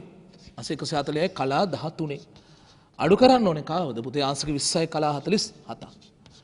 හරි. දැන් ඔයගොල්ලන්ට පොඩි ප්‍රශ්නයක් තියෙනවානේ මේ 13කින් අඩු කරන්න බැරි කේස් එකක්. හරි.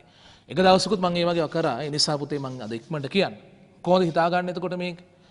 මෙයාගේ අංශකයක් මෙයාට ඉල්ල ගන්න. අංශකයක් මෙයාට ඉල්ලා ගත්තා කියන අංශකයක් නේ කලා 60ක් නේද? අංශකයක් නේ කලා 60. දැන් මේ කලා කීයද පුතේ? 60ක් ගත්තම කීයද පුතේ? හරි. දැන් මේ කලා 73යි. කලා 73ක් තියෙනවා. කලා 73න් අඩු කරන්න ඕනේ කලා 47ක්. 73න් 47ක් අඩු කරන්න ඕනේ. කීයද එන්නේ? කලා 26යි. කලා 26යි. තේරුණාද? දැන් මේ තියෙන අංශ 139 නේ. 139 20ක් අඩු කරා අංශ 119යි. තේරුණාද? පුතේ අංශ 140 කියන එකෙන් අංශකයක් මෙයාට දෙන්න. ඒ කියන්නේ කලා 60ක්. දැන් මේ කලා 73යි. හරිද? එතකොට 73න් 47ක් අඩු කරන්න එපයි පුතා. එතකොට 26ක් තමයි සෙට් වෙන්නේ. මෙතන තියෙන අංශ 139ක්. ඒකෙන් 20ක් අඩු කරන්න එපයි පුතා. එතකොට 119ක් එනවා. දැන් ඕක මොකද කරන්න ඕනේ? දෙකට බෙදා ගන්න ඕනේ. ඔන්න ඉතින් අමාරු වැඩේ නේ කට්ටියට. දෙකෙන් බෙදා ගන්න ඕනේ. 11ට 2 ඒවා ගත්තොත් 5යි. 11ට 2 ඒවා ගත්තොත් 5යි. එතකොට 10යි නේ පුතේ. තව එකක් ඉතුරුයි. 19ට 2 ඒවා ගත්තොත් 9යි. ඒ තව අංශකයක් ඉතුරුයි. අංශකයක් කියන්නේ කලා 60යි. හරිද? කලා 60ක් මෙයාට දුන්නම 60යි 26 ගත්තම කලා 86යි. කලා 86ක් දෙකට බෙදුනම පුතේ කලා 43යි. රයිට්. මං කිව්වටම විශ්වාස කරන්න එපා පුතේ. ඔයගොල්ලෝ තෝන සුරු කරලා බලන්න. රයිට්.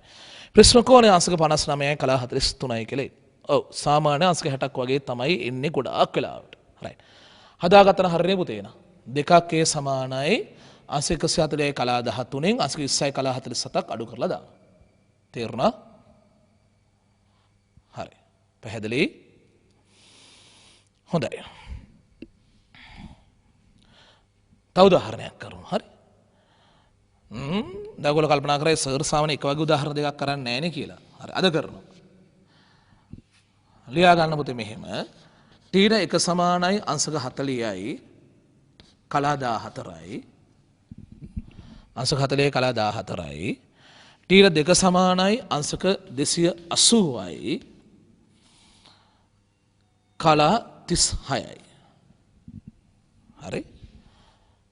දැන් ඒ හොයන්න තමයි තියෙන්නේ. රයිට්. අංශක 40යි කලා 14යි අංශක 280යි කලා 36යි පුතේ ඒ හොයන්න. පොඩක් ඉන්න පුතේ. හරි හදිස්සි වෙන්න එපා. දැන් ගොල්ලෝ හිතනවා කලින් වගේ වෙන හරි ලේසි ෆිසික්ස් හරි ලේසි මේකේ මේක අඩු කරා එන උත්තරේ දෙකෙන් බෙදුවා. වැරදි. නිකමන බලන්න මේකේ මේ කලා ගණන් දෙක පොඩ්ඩකට අමතක කරන්නකෝ. කලා ගණන් දෙක අමතක කරන්න. අංශක 280න් අංශක 40ක් අඩු කරන්න බලන්න. අංශක 280න් අංශක 40ක් අඩු කරන්න. අංශක 240ක් එනවා. 240 දෙකෙන් බෙදුවොත් පෘෂ්ඨ කෝණ අංශක 120ක් එනවා. සාමාන්‍ය එහෙම පෘෂ්ඨ කෝණ තියෙන ඒවා මේ වගේ ප්‍රයෝජ්‍ය වෙන්නේ නැහැ. හරි? එතකොට ළමයි වෙන්න බැරි උත්තරයක් මේක. අනක 280න් 40ක් අඩු කරා 240ක් කියලා එනවනේ පුතා. හරි? අංශක 240ක් එනවා. මේක 240ක් විතර වෙන්න බෑ. මේ බලන්න. මේ කෝණය කොහොමද පුතේ? මේක නිකම් මහ කෝණයක් තමයි. නමුත් 180 වඩා අඩුයි. හරි? එතකොට මේක 240යි කියන එක පිළිගන්න බෑ. එහෙනම් ඔය මොකද්ද වෙලා තියෙන්නේ? දැන් එතකොට පුතේ ඔය ටීට දෙකෙන් ටීට එක අඩු කරාම ඒ දෙක අතර කෝණනේ ඔය එන්නේ. ඇවිල්ලා තියෙන 180 වැඩි උත්තරය යනවා. ඒ දෙක අඩු කරාම ඔය එන්නේ 240ක් විතරනේ. ඔය ඇවිල්ලා තියෙන්නේ පුතේ මේ වටේ කෝණේ පුතා. මේ පැත්තේ කෝණේ ඔය ඇවිල්ලා තියෙන්නේ. අනික් පැත්තේ කෝණේ. හරි? ටීට දෙකේ ටීට එකේ වෙනස මේ පැත්තේ කෝණේ එනවා වෙන්න පුළුවන්. ඕක තමයි ඇවිල්ලා තියෙන්නේ. එහෙනම් දරුවනේ මොකද කරෙන්න ඕනේ? මේකයි මට අවශ්‍ය කරලා තියෙන්නේ. ඔව් ඔබට හිතෙන්න ඕනේ මොකද කරන්න ඕනේ? ආංශක 360න් මේ වෙනස අඩු කරන්න. එතකොට මේ පැත්තේ කෝණය එනවා. හරි?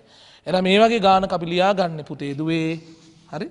දෙකක් ඒ සමානයි කියලා ආංශක 360න් අඩු කරනවා ඔය කෝණ දෙකේ වෙනස. ආංශක 280යි කලා 36යි ඒකෙන් අඩු කරලා ලියනවා කාවද අංශක 40යි කලා 14යි. තේරුණාද? පුතා මේ දෙක අඩු කරාම බලන්න මේ උරුසරහන ඔය එන්නේ මේ පැත්තේ වටේ කෝණය 360න් මේ වටේ කෝණ අඩු කරා තමයි මෙතන කෝණය එන්නේ. තේරුණාද? එතකොට 360න් අර දෙකේ වෙනස අඩු කරලා තියෙන්නේ. හරි. දැන් ඒක සුළු කරගන්නත් ඕනේ තමයි ඉතින් නේ. අංශක 360යි. අඩු කිරීම කලා 36න් කලා 14ක් අඩු කරන්න පුළුවන්. කලා 36න් කලා 14. කීයද? කලා 22යි. හරි නේද? 280න් 40 අඩු කරාම 240 ලියයි. හරිද? අවුල නැහැනේ. දැන් එතකොට පුතේ මේක අඩු කරගද්දී මේක හිතාගන්නේ කොහොමද පුතේ? අංශක 359යි කලා 60යි කියලා. දැන් කලා 60න් කලා 22ක් අඩු කරන්න තියෙන්නේ. කලා 38යි. කලා 60න් කලා 22ක් අඩු කරන් කලා 38යි. මෙතන 359ක් තියෙනවානේ. 359න් අඩු කරන්න දෙන 240. අන්න 119ක් සෙට් වෙනවා. හරිද? එහෙනම් දෙකෙන් බෙදලා ගද්දි පුතේ 119 දෙකෙන් බෙදලා ගිය සැරේත් බෙදුවනේ ඒක අංශක 59ක් එනවා. හරි? තව අංශකයක් ඉතුරු වෙනවනේ කලා 60ක් ඉතුරු වෙනවා. ඒ කලා 60යි 38යි එකතු කරාම කලා ඔක්කොම එතන එනවා 98ක්. හරිද? 60යි 38යි කලා 98යි දෙකට බෙදුනම කලා 49යි. හරි. අංශක 59යි කලා 49ක උත්තරයක් එනවා. හරි. වා පොඩි වාක්‍ය ලියාගත්තොත් මෙහෙම ලියමුද? හොඳයි නේද? මෙහි ටීට දෙකරින ටීට එක ආසන්නව මෙහි ටීට දෙකරින ටීට එක ආසන්නව අංශක 240ක් වේ. අංශක 240ක් වේ. හරි. එවිට දෙකක් ඒ සමානයි අංශක 360 ඍණ ටීට දෙකරින් ටීට එක. වරහන අස්සේ පුතේ අංශක 360 ඍණ ටීට දෙකරින් ටීට එක විය යුතුයි. අංශක 360 ඍණ ටීට දෙකරින් ටීට එක විය යුතුයි. දුවේ පුතේ දැන් හදාගන්න දෙකයි ඒ සමානයි අංශක 360 ඍණ right. අංශක 280යි කලා 36න් අඩු කරලා අංශක 40යි කලා 14ක්. හරි. ලියන්නේ නම් පුතේ මේ දෙක අඩු කරාම එනවා අංශක 240යි කලා 22. right. 360න් ආයෙ අඩු කරන්න එපයි පුතේ. අඩු කරාම එනවා අංශක 119යි කලා 38ක්. right. right. ඒක දෙකට බෙදන්න ඕනේ පුතා. ඒ ගන්න නම් බෙදුවම අංශක 59යි කලා 49ක් එනවා. හරි. මම ඕකට තව පොඩි කැලක් ඇඩ් කරනවා පුතේ. පොඩි කැලක් ඇඩ් කරනවා. හරි. දැන් ඔය කියන විදිහට පුතේ හරි. මෙහෙම යනකොට මෙතනට අදාළව පාඨාංකයනේ පුතේ මම ඔය අංශක 40යි කලා 14 කියලා කිව්වේ. හරි. දුරේක්ෂ භ්‍රමණය කරලා මෙතනට යනකොට පුතේ මේ ටික හරවනකොට ඔක 280යි 36 බවට පත් වුණානේ. හරි. ළමයි. එතකොට පුතේ මෙහෙම ගැටලුවක් මතු වෙන්නේ ඇත්තරම පුතේ ඔබ දුරේක්ෂ මෙහෙම හරවන් යද්දී අංශක බිඳුව හෙවත් 360 අංශක බිඳුව හෙවත් අංශක 360 දෙකම එක තැනනේ තියෙන එක උඩනේ බිඳුවයි 360 දෙකම එකයිනේ. අන්න ඒක උඩින් දුරේක්ෂ ගිහින් තියෙනවා. ඒකයි වෙලා තියෙන්නේ. කලින් සැරේ එහෙම වුණේ නැහැ පුතා. පළවෙනි සැරේ 20න් පටන් ගන්න 140 වෙනකොට යනකොට බිඳුව හරහා ගියේ නෑ. මේකේ ඔය කරකලා තියෙන විදිහට පුතේ බිඳුව උඩින් ගිහින් තියෙනවා. නැත්නම් 360 කියන්නේ දෙක මේකයි. උඩින් ගිහින් තියෙනවා. ඒතකොට නිකන් ඔයාලට මෙහෙම තේරුම් ගන්නත් පුළුවන් නේද? මේ කලා අමතක කරලා කියමුකෝ. මෙතන 40 මෙතන බිඳුව. මෙතන බිඳුව මෙතන 40. ඒතකොට මෙතන දින අංශක 40ක්. මෙතන බිඳුවයි මෙතන 40යි කියන්නේ මෙතන දින අංශක 40ක්. මෙතන 360යි මෙතන 280යි. 360යි 280යි අතර දින අංශක 80ක්.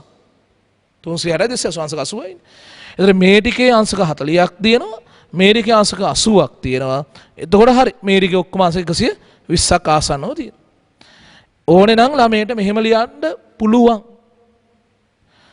360 ඍණ t/2. 360 ඍණ t/2 කියන්නේ මෙතන කෝණය. එකතු කිරීම t/1 කියලා. ඒත් හරි. කවුරු හරි ළමයෙක් 360 ඍණ t/2 ඒකෙන් එනවා මේ ටිකේ කෝණය මේ ටිකේ කෝණය ගන්නවා t/1 කියලා. මෙහෙම ලිව්වත් හරි ඈ. සමාන දෙකයි ඒ කියලා. අපේ එකම නෙන්නේ පුතේ. මොකද මේ බලන්න මේක ඍණ ලකුණ ගත්තා හරි මේක සෙට් වෙනවා. ඍණයි ගුණ කරාම මේ t/1 ධන සෙට් වෙනවා. රයිට්. පොඩි වාක්‍යයක් ලියා ගන්න පුතේ.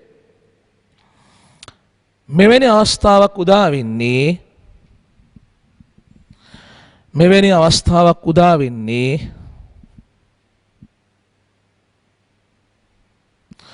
දුරේක්ෂය භ්‍රමණය කරන විට එය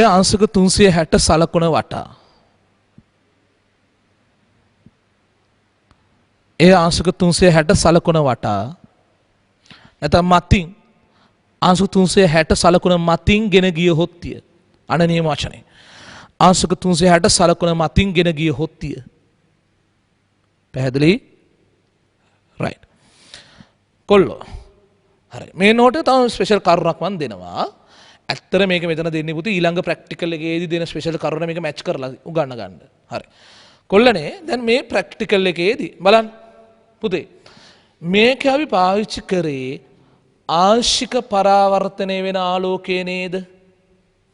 ප්‍රිස්මය හරහා වර්තනය වෙන ආලෝකය නෙවෙයි. පරාවර්තනයක් වෙනකොට ආලෝක වර්ණ හතර විභේදනය වෙනවා කියලා සීන් එකක් නැහැ. දැන් මෙතන සුදු ආලෝකය පාවිච්චි කරේ කියලා හිතන්න සුදු ආලෝකයේ වර්ණ හතම තියෙනවා. වර්ණ හතේම හැබැයි පතන කෝණ පරාවර්තන කෝණ සමාන වෙනවමයි.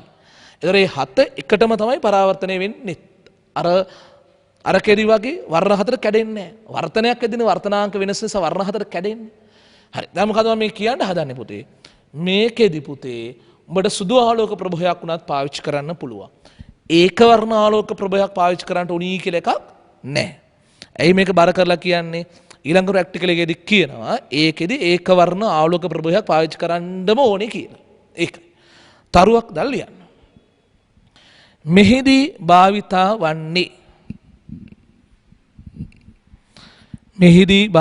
වන්නේ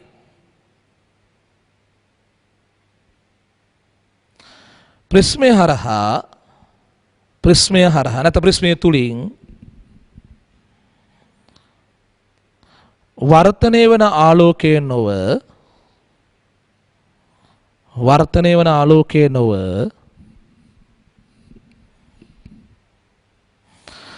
ආංශික පරාවර්තනය වන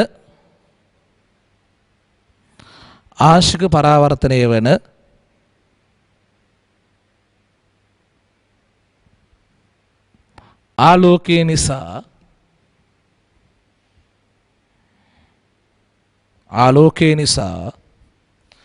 සුදු ආලෝක ප්‍රභවයක් වද භාවිතා කළ හැක. සුදු ආලෝක ප්‍රභවයක් වද භාවිතා කළ හැක. රයිට්. එතකින් පුතේ දෙවනි යෙදීම නිමා වෙනවා. හරි පුතේ. දැන් යෙදීම වල තුන්වෙනි එකට යන්නේ. සිරාවටම කියනවා හතරවෙනි එක තමයි උගන්වන්න ඕනකම තියෙන්නේ. ඒක තීරුම් ගන්න ලේසි කරන්නයි තුන්වෙනි එක්කුත් උගන්වන්නේ. අපගමන කෝණය මැනීම. දාගන්න D මැනීම කියලා. අංක 3 D මැනීම. නිකන් අපගමන කෝණයක් කොහොමද මැනගන්නේ? රයිට්. පළවෙනි ඔයගොල්ලෝ මතක ඇදිනේ පුතේ අර එක වෙලාවක කෙලින් බැලීමට සකස් කිරීම කියලා එකක් කරා මතකද? කෙලින් බැලීමට සකස් කිරීම කියලා එකක්. කොයි වෙලේද? ඇයි පුතේ අර සමාන්තරකයේ සීරුමාරු කරන්න ගියපු වෙලාවේ දුරේක්ෂයේ සමාන්තරකය හා එක එල්ලේ ගෙන ආවා මතක තියෙන්න ඕන පුතේ. හරි. අන්නේ කෙලින් බලන්න සකස් කරපු වෙලාවේ T නෝට් කියලා නම් කරමු දුරේක්ෂයේ පිහිටුම. ඒ වෙලාවේ බලන්න වර්ණීය පරිමාණ නතර වෙලා තියෙන්නේ කොතනද කියලා. හරි. ඒ නතර වෙලා තියෙන තැනට අඳුව පාඨාංගය කියව ගන්න අපි කියමු θ නෝට් කියලා. පාඨාංග θ නෝට් කියලා කියමු. හරිද? දැන් එතන මේක අර ආලෝක ප්‍රභාවයක් තියෙනවා. හරිද? ඒකෙන් එන ආලෝකයේ පුතේ දැන් ප්‍රිස්මයක් මේකේ තියන්න. හරි. ප්‍රිස්මයේ තිබ්බම මොකද වෙන්නේ පුතේ? මේන ආලෝක කිරණයක් දරුවනේ මෙතනින් හැරිලායි එන්නේ. හරි? ප්‍රිස්මේ නැතිකොට කිරණ කෙලීම යනකොට දුරේක්ෂණ එක බලා ගන්න පුළුවන්කම ලැබුණා. දැන් මේ කිරණ මෙහෙම හැරලා එනකොට පුතේ හරි? දැන් අතන්ට වෙලා බලන් ඉඳලා හරියන්නේ නැහැ නේ පුතේ. දැන් ඔයාලට සිද්ධ වෙනවා දුරේක්ෂ කරකලා මෙතනට ගන්න. හරි. දුරේක්ෂ එතනට ගත්තම දුරේක්ෂ ඒ පිහිරුම T කියලා නම් කරමු. ඊට අදාළ පාඨාංග θ කියලා ගනිමු. රයිට්. පාඨාංග දෙකයි ගන්න තියෙන්නේ.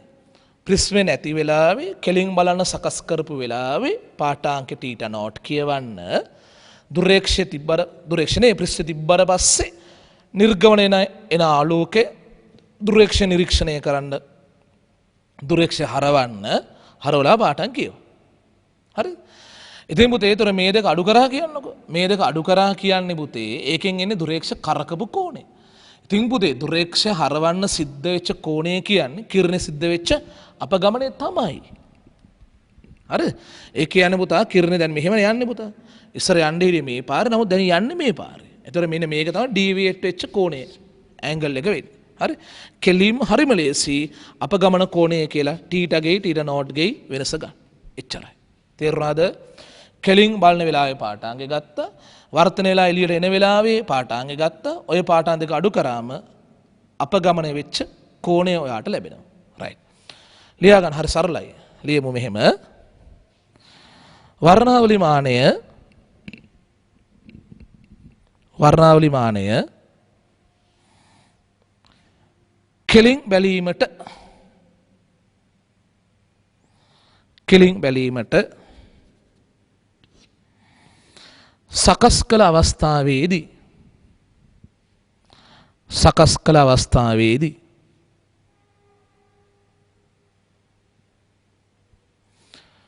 දුරේක්ෂයේ T නෝට්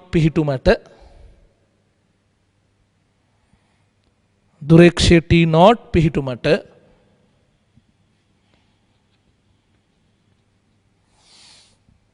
අදාළ පාඨාංකය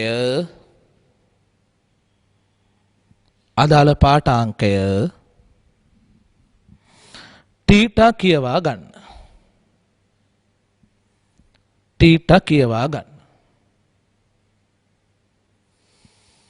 ඊළඟ රුලේ පුතේ ප්‍රිස්ම මේසය මත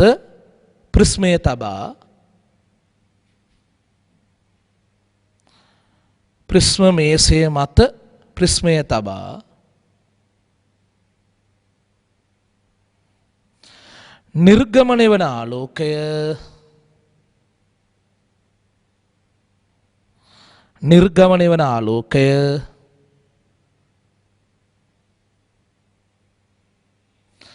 නිරීක්ෂණය කළ හැකි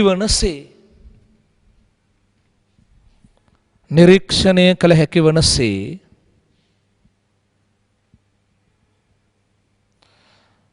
දුරේක්ෂය භ්‍රමණය කර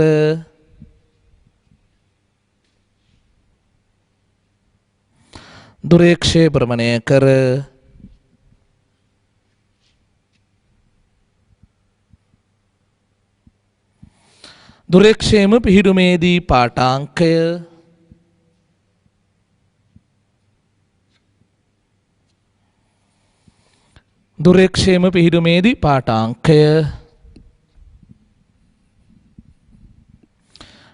θ කියවා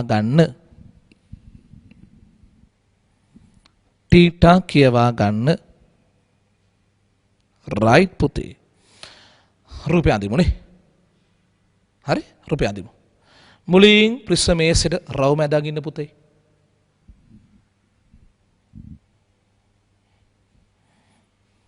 ඇන්දා. දැන් සමාන්තරකයයි ඉර එකෙල්ලේ දුරේක්ෂය අදින්න. සමාන්තරකයයි එකට එකෙල්ලේ දුරේක්ෂය අදින්න.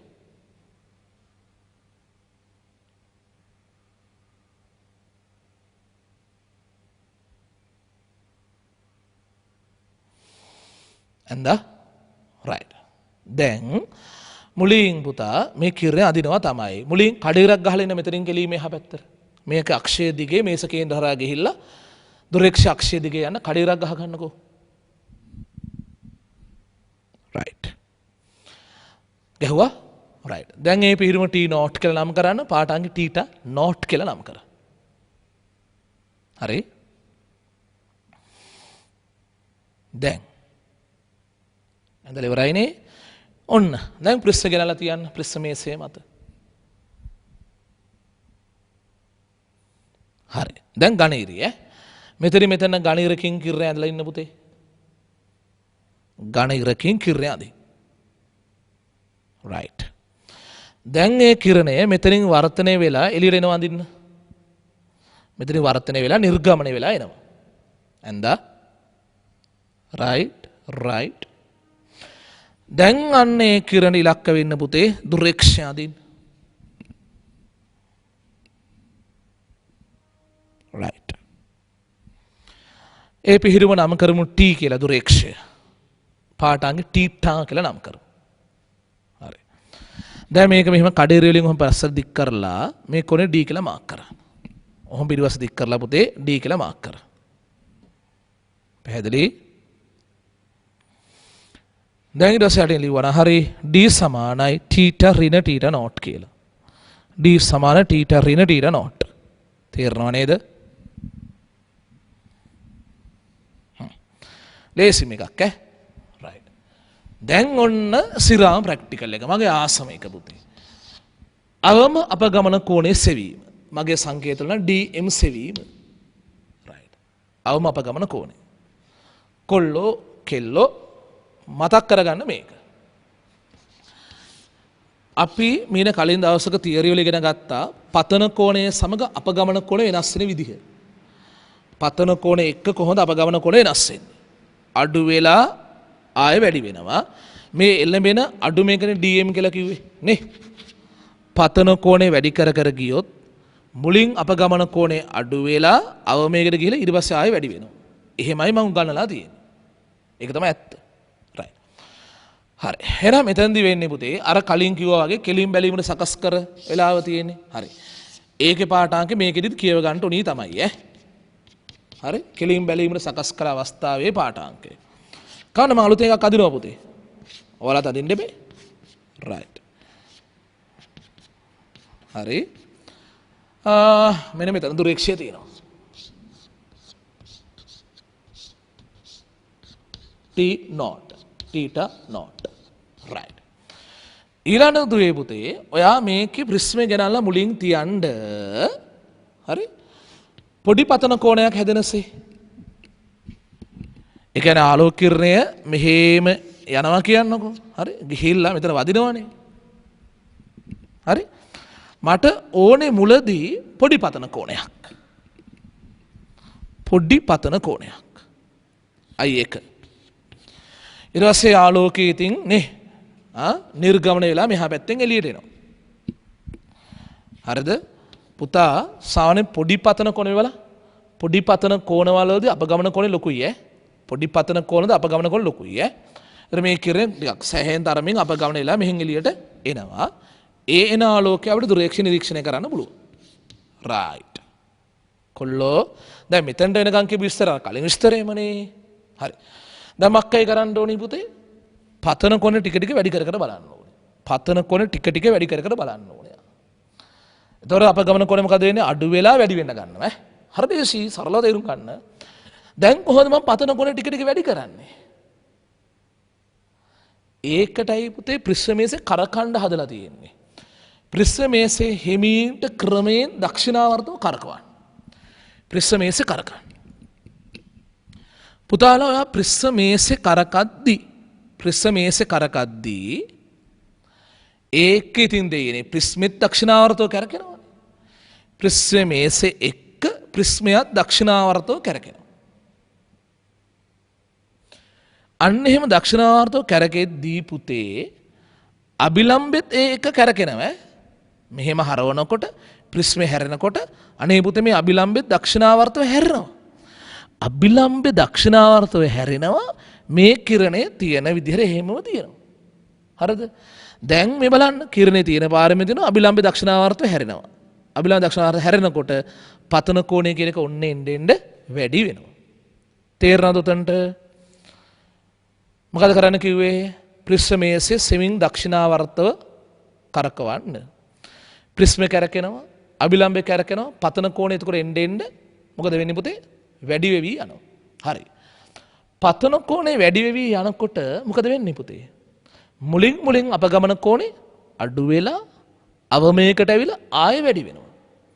අපගමනේ මුලින් අඩු වෙනවා අපගමනේ අඩු වෙනවා කියන එක තේරුම මොකද්ද? මෙන්න මේ කිරණය ඉස්සර මෙච්චර ගොඩක් අපගමනේ වෙලා තිබුණේ මුලදී දැන් අපගමනේ එන්න අඩු වෙනවා. අපගමනේ එන්න අඩු වෙනවා කියන්නේ මේ කිරණය ටික මෙහාට ලං වෙනවා. මේක මෙහාට ටික ලං වෙනවා. ඇයි පුතේ ලං වෙන්නේ? අපගමන කොන අඩු වෙන්න. මෙහාට හැරෙද්දි අපගමනය අඩු කරගන්න ඕනේ පුතා. හරිනේ මෙහෙට හැරෙනවා අපගමනය අඩු වෙන හින්දා. පස්සේ එක මට්ටමකින් පස්සේ මොකද වෙන්නේ? එක තැනකින් පස්සේ මොකද වෙන්නේ? ආය අපගමනේ වැඩි වෙනවා. මෙහාට අපගමන කෝණය අඩු වෙවි ගියපු එක ආය අපගමනේ වැඩි කරගන්න පටන් ගන්නවා. හරිද? ආය වැඩි වෙනවා අපගමනේ. එතකොට අර නිර්ගත ආලෝක නිරීක්ෂණය කරන්න නම් අර මුලින් අපගමනේ අඩු වෙනවනේ. අඩු වෙන හින්දා පුතේ ඔයාලට සිද්ධ වෙනවා දුරේක්ෂ මේ අතර ගෙනියන්න. මෙහාට ගෙනියන්න. එක තැනකින් පස්සේ ආය අපගමනේ වැඩි වෙන්න ගන්නෝනේ. ආය අපගමනේ වැඩි වෙන්න ගත්තම ආය ඔයාලට සිද්ධ වෙනවා දුරේක්ෂ මෙහෙට හරවන්න. වාමාර්ථ ගිනියපු එක මට්ටමකින් පස්සේ ආය දක්ෂිනාර්ථ ගේන්න සිද්ධ වෙනවා. අන්න ඒකේ දක්ෂිනාර්ථ අතර ආය හරවන්න සිද්ධ වෙන්නේ. මෙහාට ගිනිච්ච එක ආය මෙහෙට හරවන්න පටන් ගන්න වෙන්නේ. ඕක තමයි පුතේ අවම අපගමනයට අදාළ පිහිටුම. හරි? ඕක තමයි කිරණේ අවම අපගමනයක් සිද්ධ වෙන වෙලාව. අන්න ඒ වෙලාවේ මෙන්න මේක තමයි අවම අපගමන කෝණය. ඕක තමයි දුවේ මේ කිරණය ඔරිජිනල් ගමන් මාර්ගයට වඩාත්ම සමීප වෙච්ච අවස්ථාව. අපගමන අඩුම වෙච්ච අවස්ථාව. දැන් nothing කියන්නේ පුතේ දැන් අවම අපගමන කෝණය විදිහට ගන්නවා කෙලින්ම මේකයි අරකයි අඩු කරලා t time වලින් t not අඩු කරලා ගන්නවා. එච්චරයි. තේරෙනව නේද? හරි. අපි ලියා ගනිමු. ලියන්න මෙහෙම DMC එක ලියලා තියෙන්නේ. හරි. වර්ණාවලි මානය කෙලින් බැලීමට සකස් කළ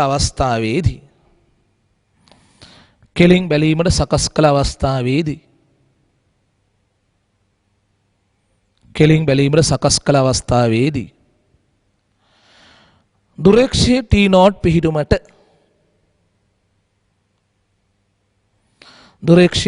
පිහිටුමට අදාළ පාඨාංකය theta not කියවා ගන්න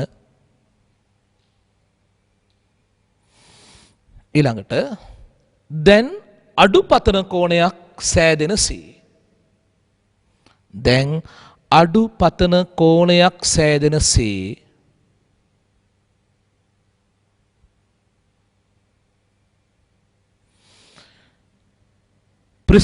ප්‍රිස්ම මේසය මත තබන්න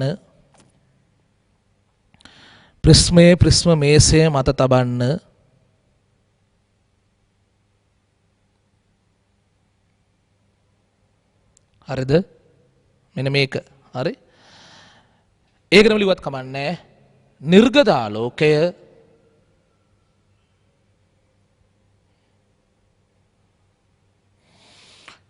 ආලෝකය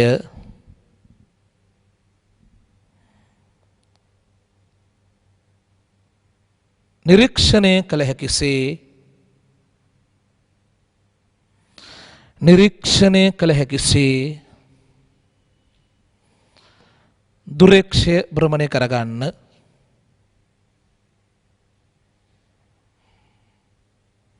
දුරේක්ෂය භ්‍රමණය කරගන්න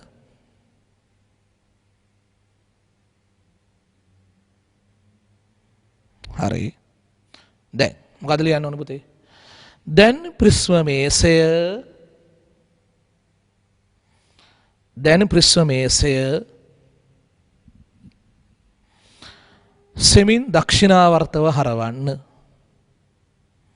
සෙමින් දක්ෂිනාවර්තව හරවන්න ඇයි ඒ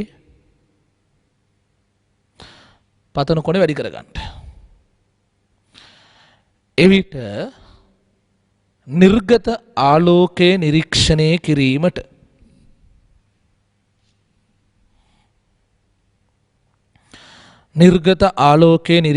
කිරීමට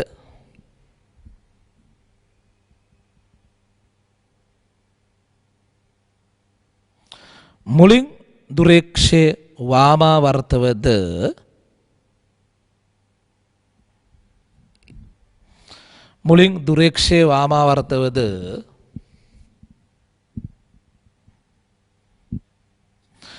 එක්තරා සීමාවකින්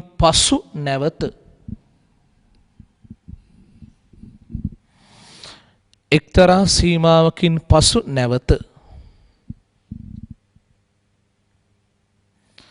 දක්ෂිනාවර්තවද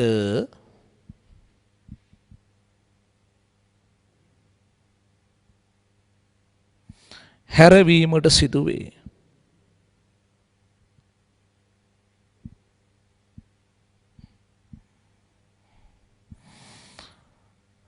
දුරේක්ෂය ආපසු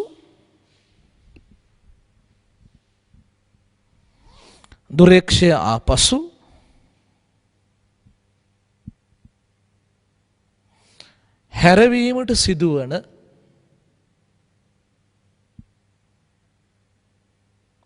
පිහිටුමේදී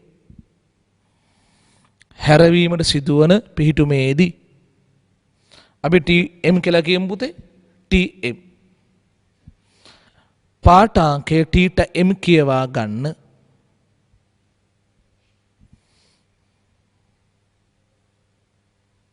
right වරණක් අස්සරිය යන පුතේ මෙය අවම අපගමන පිහිටුමයි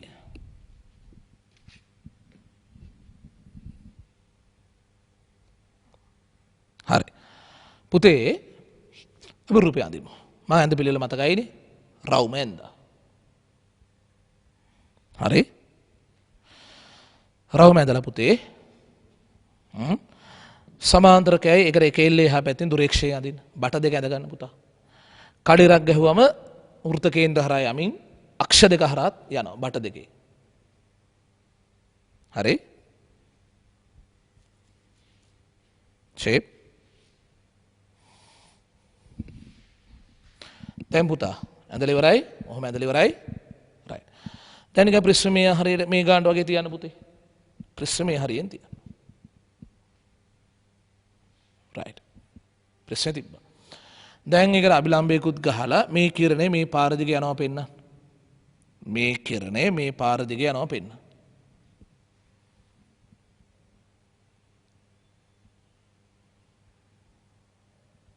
ඇඳා හරි එතන පුතේ දුරේක්ෂ බටෙත් ඇඳලා හරිනේ එතෙන්දි right දැන් අර හැංගීම ගන්න මේක හරවන බව පෙන්නන්න හැමීන්ට හරවනවා right හරවනවා කියන්නේ මොකද පතන කෝණේ වැඩි කරනවා මේ බලන්න මෙතන ප්‍රස්ථාරේ පතන කෝණේ වැඩි කරද්දී මුලින් අපගමනේ අඩු වෙනවා කිරණේ එහාට යන්න ගන්නවා එක තැනකින් පස්සේ ආය අපගමනේ වැඩි වෙනවා right ඒතර මෙහාට ගිහලා මෙහෙට උඩරිම ලං වෙච්ච පිහිටුම right ඇඳ ගන්න මේක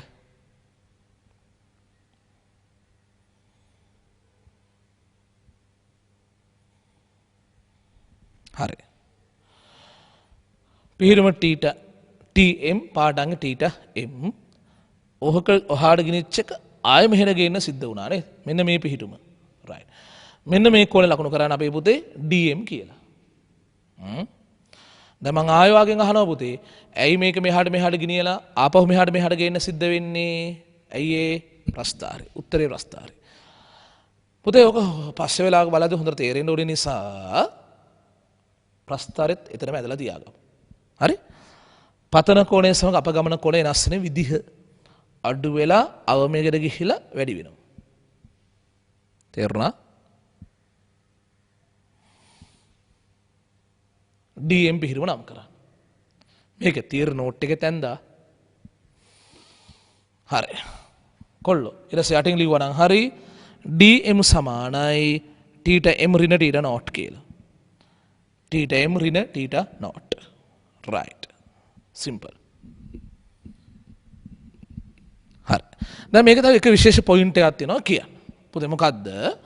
දැන් ඔයා අවමප ගමන කෝණය හොයන්න උවමනාව තිබ්බේ කියලා නිකන් හිතන කහ පාට අදාළව කියලා.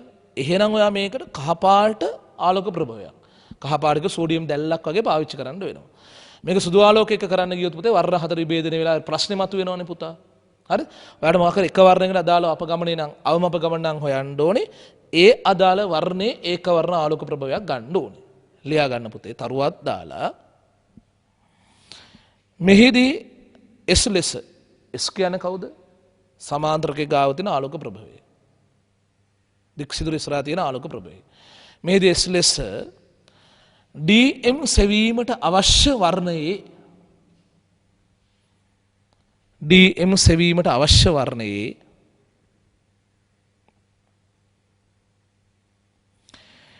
ඒක වර්ණ ආලෝක ප්‍රභවයක් යොදාගත යුතුයි. ඒක වර්ණ ආලෝක ප්‍රභවයක් යොදාගත යුතුයි.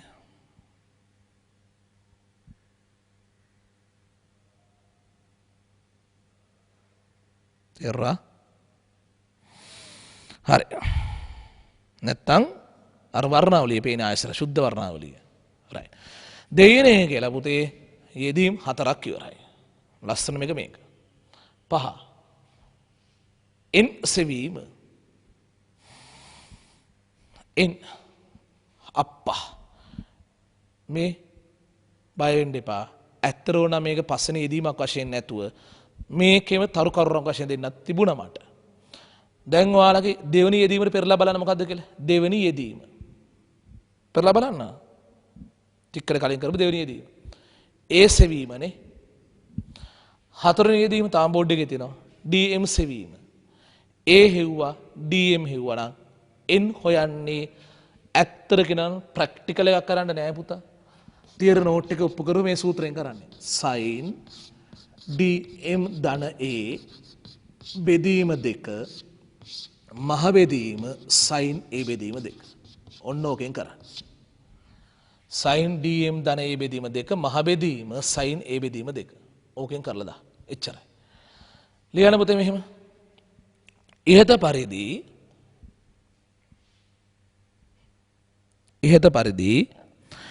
A සහ DM සොයාගත් පසු